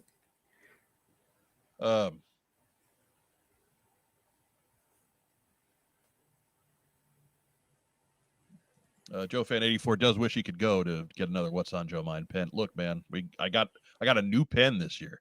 There will be a new pen debuting at Assembly Required. So it works the same as the old pen. It's still just a pen, but it's got collect them all. It's got a different colors, you know, different. I still have the 3D glasses. You should, man. The 3D glasses was a stroke of brilliance by one Gary Godso, and I hope a lot of the folks that were at that JoeCon still have those glasses. And the hashtag file card. Shai Alcorn also notes $23 gets you a What's on Joe Mind shirt to rock at Assembly Required at TeePublic. That's true. There is a new design up there. I mostly put it on the TeePublic site because we're going to be wearing the assembly required shirts at assembly required. But you don't have to buy one if you don't want one. But it's there for you if you want one. And sometimes they do sales, and they don't tell me when those sales are going to be anymore. So keep your eyes peeled. Maybe you'll get lucky. Maybe it'll be cheaper.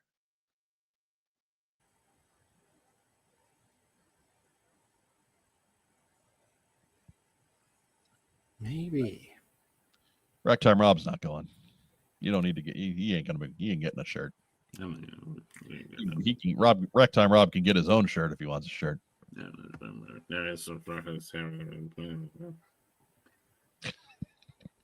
I didn't get a harumph out of that guy. Rob's just happy that for one Wednesday night, he doesn't have to do a show. So he's thrilled enough to just have some time off. Because I don't think we're doing a show on the 13th or whatever that Wednesday is before, or the 12th. I think it would be the 12th. Yeah. Yeah, we're leaving the 13th, so I don't think we're doing a show the night before. Anyway, we'll figure it out. We'll figure it out later. That's a decision to be made in the future. The night before. Well, anyways, no, because we'll have switched nights before then anyway. So we might do one that week. I don't know. We'll figure it out. The night switch is coming. My schedule moves around beginning of November, so we won't be on Wednesdays at that point. Night switch. I don't know what's going on. We'll figure it out. We will make it work. Next news item. Hey, we talked about these guys earlier, but Surveillance Port's out there for all of your G.I. Joe news. They can direct you to some cool reviews and things like that, stuff that we don't really do here on What's on Joe Mind. Head over to surveillance-port.com. You may need to stop the video and type that down, take that down. So if I were smarter about it, I would just put the link down below in the description. I haven't done that yet because I'm a bad friend. Why would you be smart about things? I'm a bad friend. I'm a dummy. A dullard. So, I don't know why he took the tough to spell one and decided that's what he was going to call his site, but it is what it is. Surveillance-port.com for all of your daily G.I. Joe news. You should have gone with Reconnaissance Hideaway. Well, air defense was too abstract for people to make the connection. Or perhaps Recondo's Hideaway. Oh, hey. That's something else. Hey. Somebody else had the bivouac. Right? That was years ago, though. It's probably available. Many moons. Anyway, whatever. Surveillance-port.com for all your G.I. Joe news. I learned about the Wave 6 stuff from Eric via surveillance-port.com and chatted with him earlier today to see if he had anything to update with. He didn't. He was mad at me for interrupting dinner, but things are what they are. He wasn't mad. Eric's good people. We'll get him back on the show at some point. He was on once. Surveil this port. I don't think he likes being on camera. So anyway, we'll figure it out. We'll figure it out later.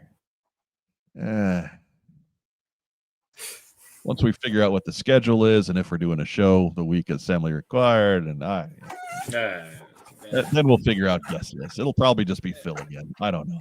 Oh, just Phil. oh. Next news item. Hey, it's Chonky Tank. It is Mallard Tank. Brought to you by the G.I. Joe 3D Printing Podcast. Mark and Mike and Artwan, they just did an episode last weekend, just on Sunday. Episode 55 hit. So be sure to hit them up. We've got them linked on our channel page on YouTube, so it's right there for you. They were making storage for Budo's armor. Ooh. So a nice accessory piece for your Budo classified figure. Check it out. Do it, Phil. Yeah. Why'd you single out me? Rob was the one who yawned. Because Rob is out there teaching America's youth, and it's 3 hours later for him than it is for you. Rob's allowed to yawn. Not you, Phil. That's the news.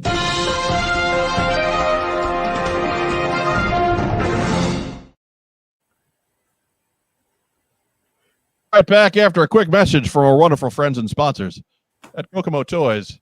Stay with it. We buy, sell, and trade vintage and modern toys. G.I. Joe, Star Wars, Transformers, Marvel, DC, and more. Located in beautiful downtown Kokomo, Indiana, we are open every Wednesday through Saturday from 12 to 5. It's a theme park of nostalgia. Join the thousands of people who have traveled from all over the Midwest for over a decade to buy and sell with us.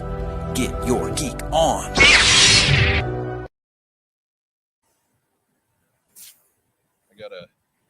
I gotta get myself I gotta get a better hookup for this thing. I need something to hold this closer to my face because I can't lean forward all the time. Oh, just Freddie Mercury it. Right? Get the big, broom handle size microphone handle and start singing to the crowd at Live Aid. Sure, we'll do it. I don't think anybody wants to hear me sing, but we'll get it done. I think Phil's lagged again. We broke Phil. We broke Phil's computer. That makes me feel good. Yes. Yeah. Okie dokie. So we got a couple letters from the old mailbag. So let's dip into the post sock. Dare post and socking. Good evening. What's on Joe Mind Crew? Well, New York Comic Con has come and gone with no news of another Transformers G.I. Joe crossover toy.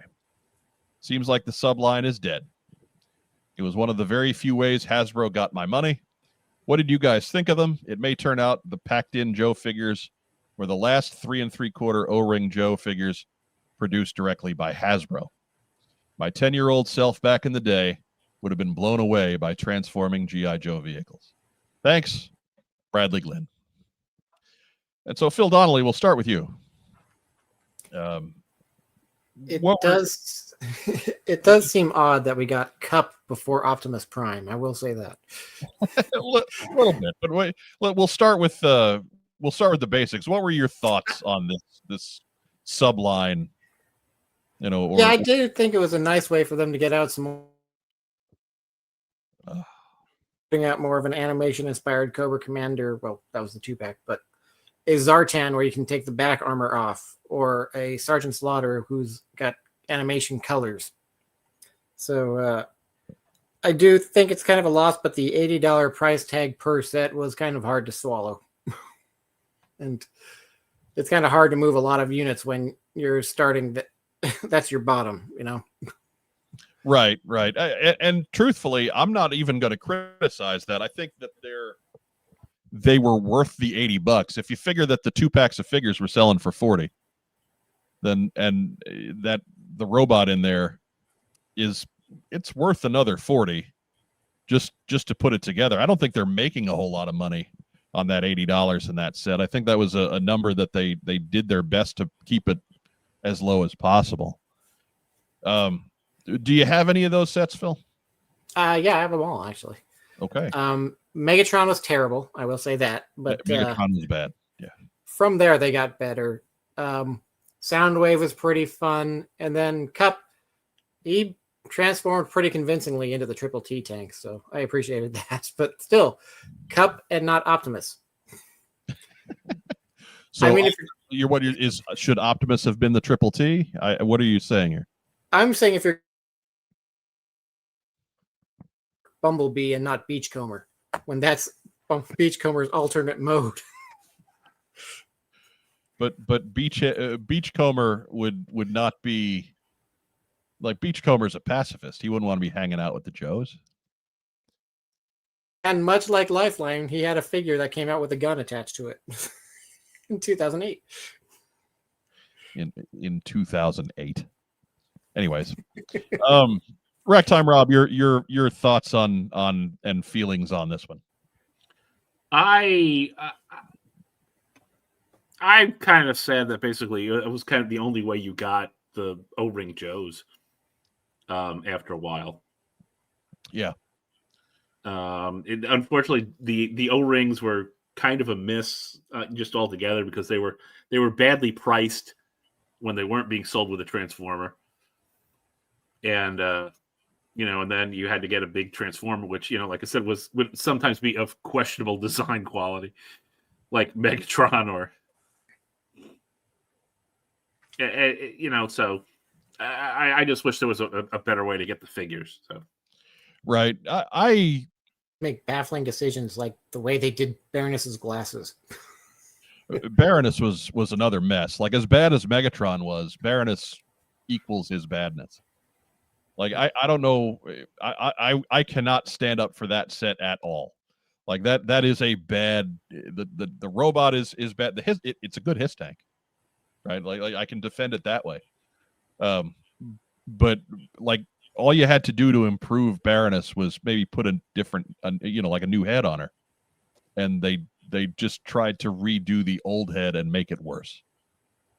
So yeah, that is a bad first attempt. But they did get significantly better after that. I did not pick up the Bumblebee Stalker combo. You're not missing much. I did break down and get the Stalker figure because it was priced right at my local toy shop. Same thing with Soundwave. I didn't get Soundwave, but I did go out of my way when Zorana turned up at the same local toy shop by herself. I went ahead and splurged there because that's a pretty good figure. They did a good job on those O-ring figures. I feel that for the most part they were good. The Baroness is a miss. If you want to go back and include the ones that they put out beforehand, Duke and his weird colors is the only other one that really sticks out as something where you're not happy, where I wasn't happy. And past I was that, a little disappointed we got a version 1 Snake Eyes again when we got them so many times in the New Sculpt era. These were being remade from the ground up. They could have done a version 2. Right. And that notwithstanding, it was at least a good take on the version 1 one. I'd have rather had the 1985 guy as well, or some kind of hybrid. Maybe do something new with Snake Eyes, God forbid. As far as the Transformers go, I was always rather famously more about keeping the chocolate separate from my peanut butter. I did splurge and get the Cup Triple T because I figured, if nothing else, he is a real solid looking Triple T. And if I went and bought a vintage one, it would have cost me that $80 anyway. Plus, the Sarge figure is great. That Leatherneck figure is also great. He is an improvement over the 86 one in just about every way. So, and there's a place to store the baton so you don't immediately lose it. Right. You got a place to store the baton. It's got a place to hang up Leatherneck stuff. You can still flip down the little computer panel in the back where Sarge and Leatherneck can look at the console and get a little cuddle. So I don't have any complaints over the money I spent on Cup. And I don't expect I would have had any complaints on the Thunder Machine Soundwave either. That was a solid Soundwave. Yeah. I just didn't. I still have 2 pretty good Thunder Machines. So it wasn't filling a hole in the collection that way, the same way the Triple T did. I never had a Triple T. And again, buying this one, it cost about as much as buying the regular one would, because that seems to be a piece that is popular with collectors still. Like, maybe they don't collect a whole lot of G.I. Joe, but they hung on to Sarge, and they hung on to the folks that had the Triple T hung on to that Triple T because it was the Sarges. Or it wasn't that popular in the first place, and they sold like 5 units. I don't know. I got nothing. That hits me as harder to believe being in 1986 when they were just spinning gold. But now, just because something was not announced at New York Comic Con does not mean that this line is dead. It's not a real great sign, but maybe they do have some projects coming down the pike. Maybe it just takes a little bit longer. This is a company that keeps reducing its workforce. So maybe these things just take longer than being able to churn them out every 12 months like clockwork. So don't give up hope.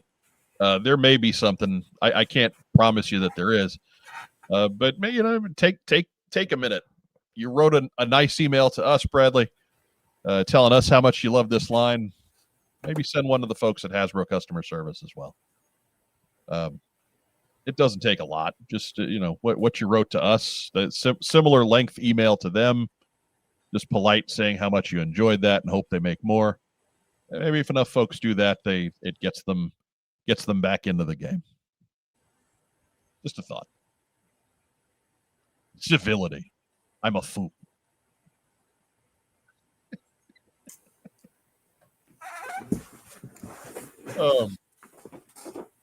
Toy kind of mood in the chat. Welcome, Travis. Look at that Tron 118th HasLab. My goodness, what a fail! I don't like it. That is about $120 too much. Yeah. It's a tough one. It's a tough one to try and justify. The figures look kind of nice. I can't say I've given it I haven't given it too detailed of a look because there's no interest there in purchasing it. So yeah. I mean, at any price, I'm not buying it because I'm not interested in it. But that seems like a lot of money for what you're getting. It's a weird thing in collecting today that people are interested in collecting scale, right? Like, it doesn't matter what is in that scale. That's what they want. Like, it's funny to me how many modern Joe collectors are in because they were collecting Marvel Legends and then they were collecting Star Wars Black, and then they started making Joes in the same scale, so they just started buying those. And I'm not complaining, right? Whatever your entry point is, welcome to the party. We're happy to have you. But it's weird to me. I don't understand it. So, but yeah, there's a lot of things about that Tron set that just don't make a ton of sense. It's a weird time to be pumping a HasLab out there. Hey, everybody! Holidays are coming. Here's a HasLab. Because as we know, like I don't get a lot of toys from anybody else because the folks in my life know that I'm pretty well buying what I want because they can't they can't be bothered to keep track of all the crap that I have, and I don't blame them. I can't keep track of the crap that I have. So like that's not going to be part of anybody's holiday shopping. It's a weird time. It's a weird project to try and plant that flag in. I don't get that one at all. And Antarctica Joe, my favorite Transformer Joe combo was Soundwave as the Thunder Machine. That was a good one. Phil, is that yours as well? Yeah, that's pretty up there. It might be the top. Oh, Phil's out. It's a decent, very good Thunder Machine. I mean, the only thing you could really notice is some of the colors are different compared to the original, and then the grade at front is thicker. But that just means it doesn't crumble if you look. Right. That's kind of where we're at with the 86 Thunder Machine. I'm a big believer in Cup here. I was always a Cup fan. Like, Cup's one of my guys in Transformers. So the fact that he somehow managed to get in on this thing was endearing to me. And again, it came with two pretty good figures to boot. So that would be my entry. That would be my favorite. Racktime Rob, did you have a particular favorite in that line, or did you care? No, I was just kind of, oh, that's interesting. Like I said, I was much more interested in the figures than I was the transforming vehicle. The closest I came to thinking about buying one was Soundwave, though.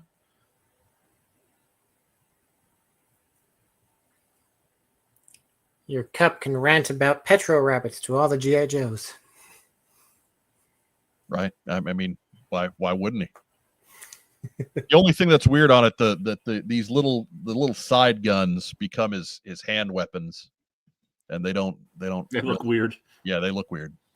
So, anyways, he's tough to transform, so it doesn't happen very often. He when you open him in the box, he's in his robot mode. And I transformed him once, and then made him, went back to robot mode once since then. And I only opened him maybe a month ago. Reopened it, did it once since, and that's been it. He's just going to be the Triple T most of the time.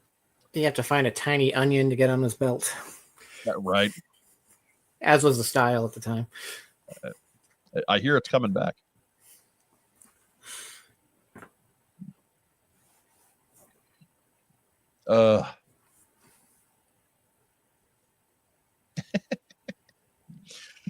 Next letter is not so much a letter, but a reply to one of our YouTube videos from our musical director, Paul Sidaway.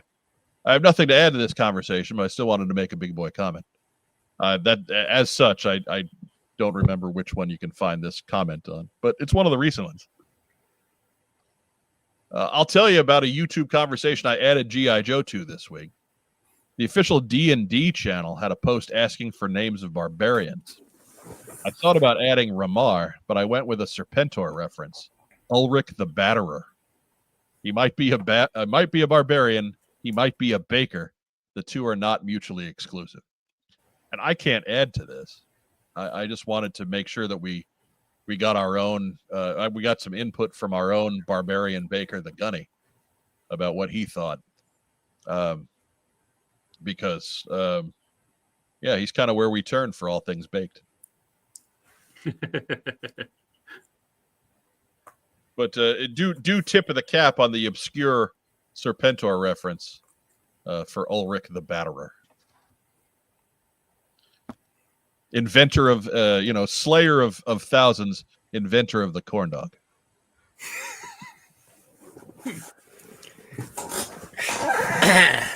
So those are really more fried.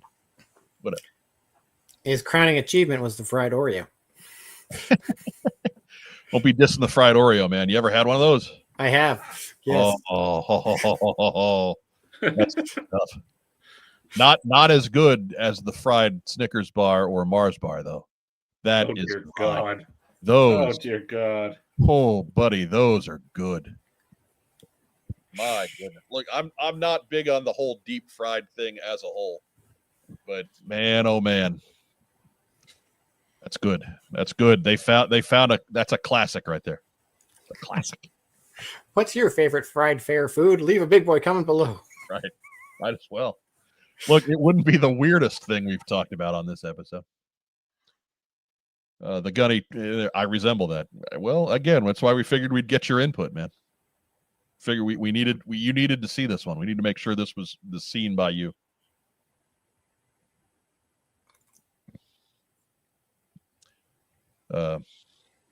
Gene Fleming, depending on the quality of the corn dog, that may be how Ulrich slayed thousands. With their cholesterol. Right. They were hot dogs. Armor hot dogs. Oh. Still better than those Bar S hot dogs. Oh, Jesus. What kind of man batters armor hot dogs? It tells you something that with the price of everything getting out of control in the last 2 years or so, that you can still go to your local Walmart and buy a package of 8 Bar S hot dogs and not pay more than $1. Like, that tells you what you're getting. That's why the hot dog has the reputation it has. 110% roadkill. I don't know what. I don't think there's that much meat. You can get a pack of 2 dozen for $5. Yeah.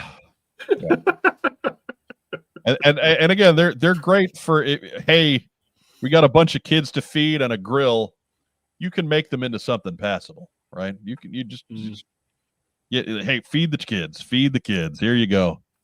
Here's Like your bar the ice cream product with the chocolate swirl in it that come in the plastic cups with the wooden spoon. For the first day day of baseball season last year. It was like right before spring break, and basically we had our own like opening day party, and got the classes together. I gave the Bar S hot dogs for the adults. I bought the Nathans. Right. As it should be. You've had to survive longer. You have discerning tastes. Yeah.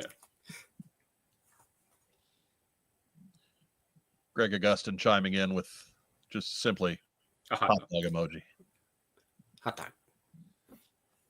I mean, I get corn dog emoji would that's tougher to do. Yeah. Might be misconstrued. Right. Might be a little too close to that eggplant.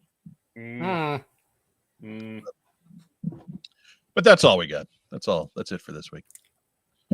Hey, we're bringing it in a heck of a lot closer than 2 hours and 48 minutes.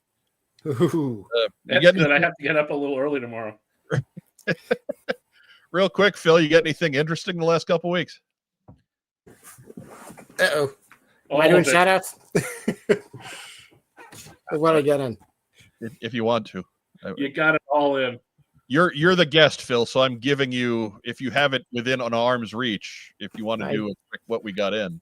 I got buried under a bunch of pre-orders this week, so here's some highlights. I was not one of the lucky 82 to get the weird art.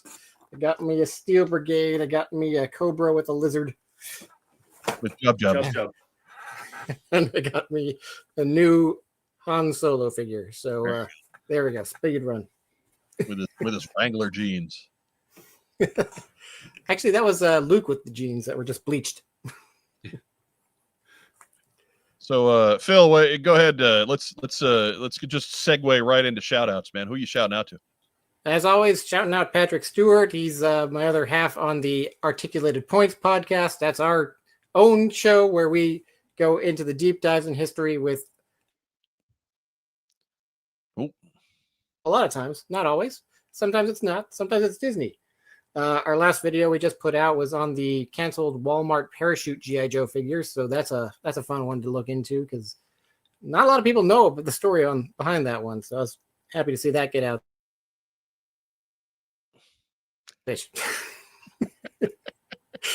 Phil's connection is degrading by the second. Just got to squeeze it out before it dies. Articulated Points. Watch it. Stuff like yes. Right. It's linked up. We got it. It's in the description. It's on the channel page. It's all over the place. You can't escape Articulated Points. We push Articulated Points more than we push our own show. And you know us, we're always plugging the damn show. Dave McDonald notes that never shouts out Jonathan Frakes, and I agree. That's unforgivable. Frakes knows what he did. Yeah, I was about to say. Frakes knows what he did. Unforgivable. Gene Fleming chiming in, that Flint alternate package is probably the scuzziest thing Hasbro has done to customers since the Future Fortress 2000 scam in 87. That's rough, man. That's rough. Someone's upset they didn't get an alternate package. I have to admit, man, that the Flint package, the original one, isn't that great. And then I thought the purpose of putting out a variant one would be to put out one that looked better, that people would want, and they didn't manage to accomplish that either. It's just people want it because of forced scarcity. I'm in a minority position there. Yeah, it's good enough for your degrading feed. It's stuck long enough. Ragtime Rob, who you shouting out to? Shout out to Phil. Thanks for coming on tonight. As much as I could. And shout out to the usual cast of crazies in the studio audience. Thanks for tuning in. Who else we got, Rob? That's it. I got to go to bed. All right, fair enough. I will reiterate Ragtime Rob's shout out there. We do love our live audience. If you're catching us on replay, hey, we love you too. You count just as much. However you're watching us, make sure that you're doing all the cool YouTube stuff. Make sure that you have clicked the thumbs up button. Make sure that you have clicked the subscribe button. About 25% of you still aren't subscribed, and I just don't understand.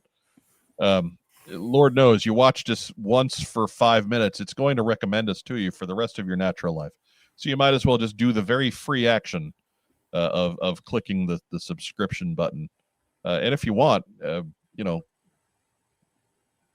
the little bell for notifications. Although, Wednesday nights at 9:05 p.m. is pretty consistent for right now. And in a couple of weeks, it'll probably be Tuesday. We don't know. We'll figure it out. But Spleens Day. If you are catching us on audio, we love you too. Be sure to throw us a review on your player of choice. We're available wherever you get your podcasts. I'm slowly getting us caught back up on the audio side of things. We'll get there. I missed a few weeks for a while. We were a little busy. But anyways, give a shout out to our friends at Kokomo Toys. Real quick, we'll sing the theme song. Bill will do it on delay because his feed is degrading as we speak. Kokomo Toys. Kokomo Toys. That's gonna be the bouncing ball. It's gonna be so much better when we get that globulus. So much better. I'll find a way to make that happen. That's right. But I will animate that somehow. Anyways, that's all we got for tonight. That's it. I don't want to drag out the goodbyes too much. As our friend Thagon likes to say, stay safe, and if you can't, be careful. Thanks for joining us. We'll be back next week with another very special episode of What's on Joe Mind. Wednesday at 9:05. Phil probably won't be here. His computer ain't going to work anymore.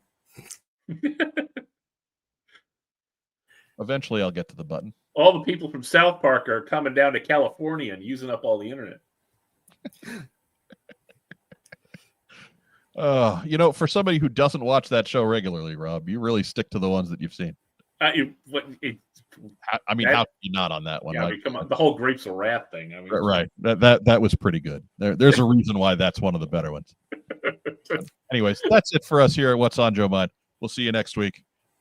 Have a great one, and yo, Joe. Thank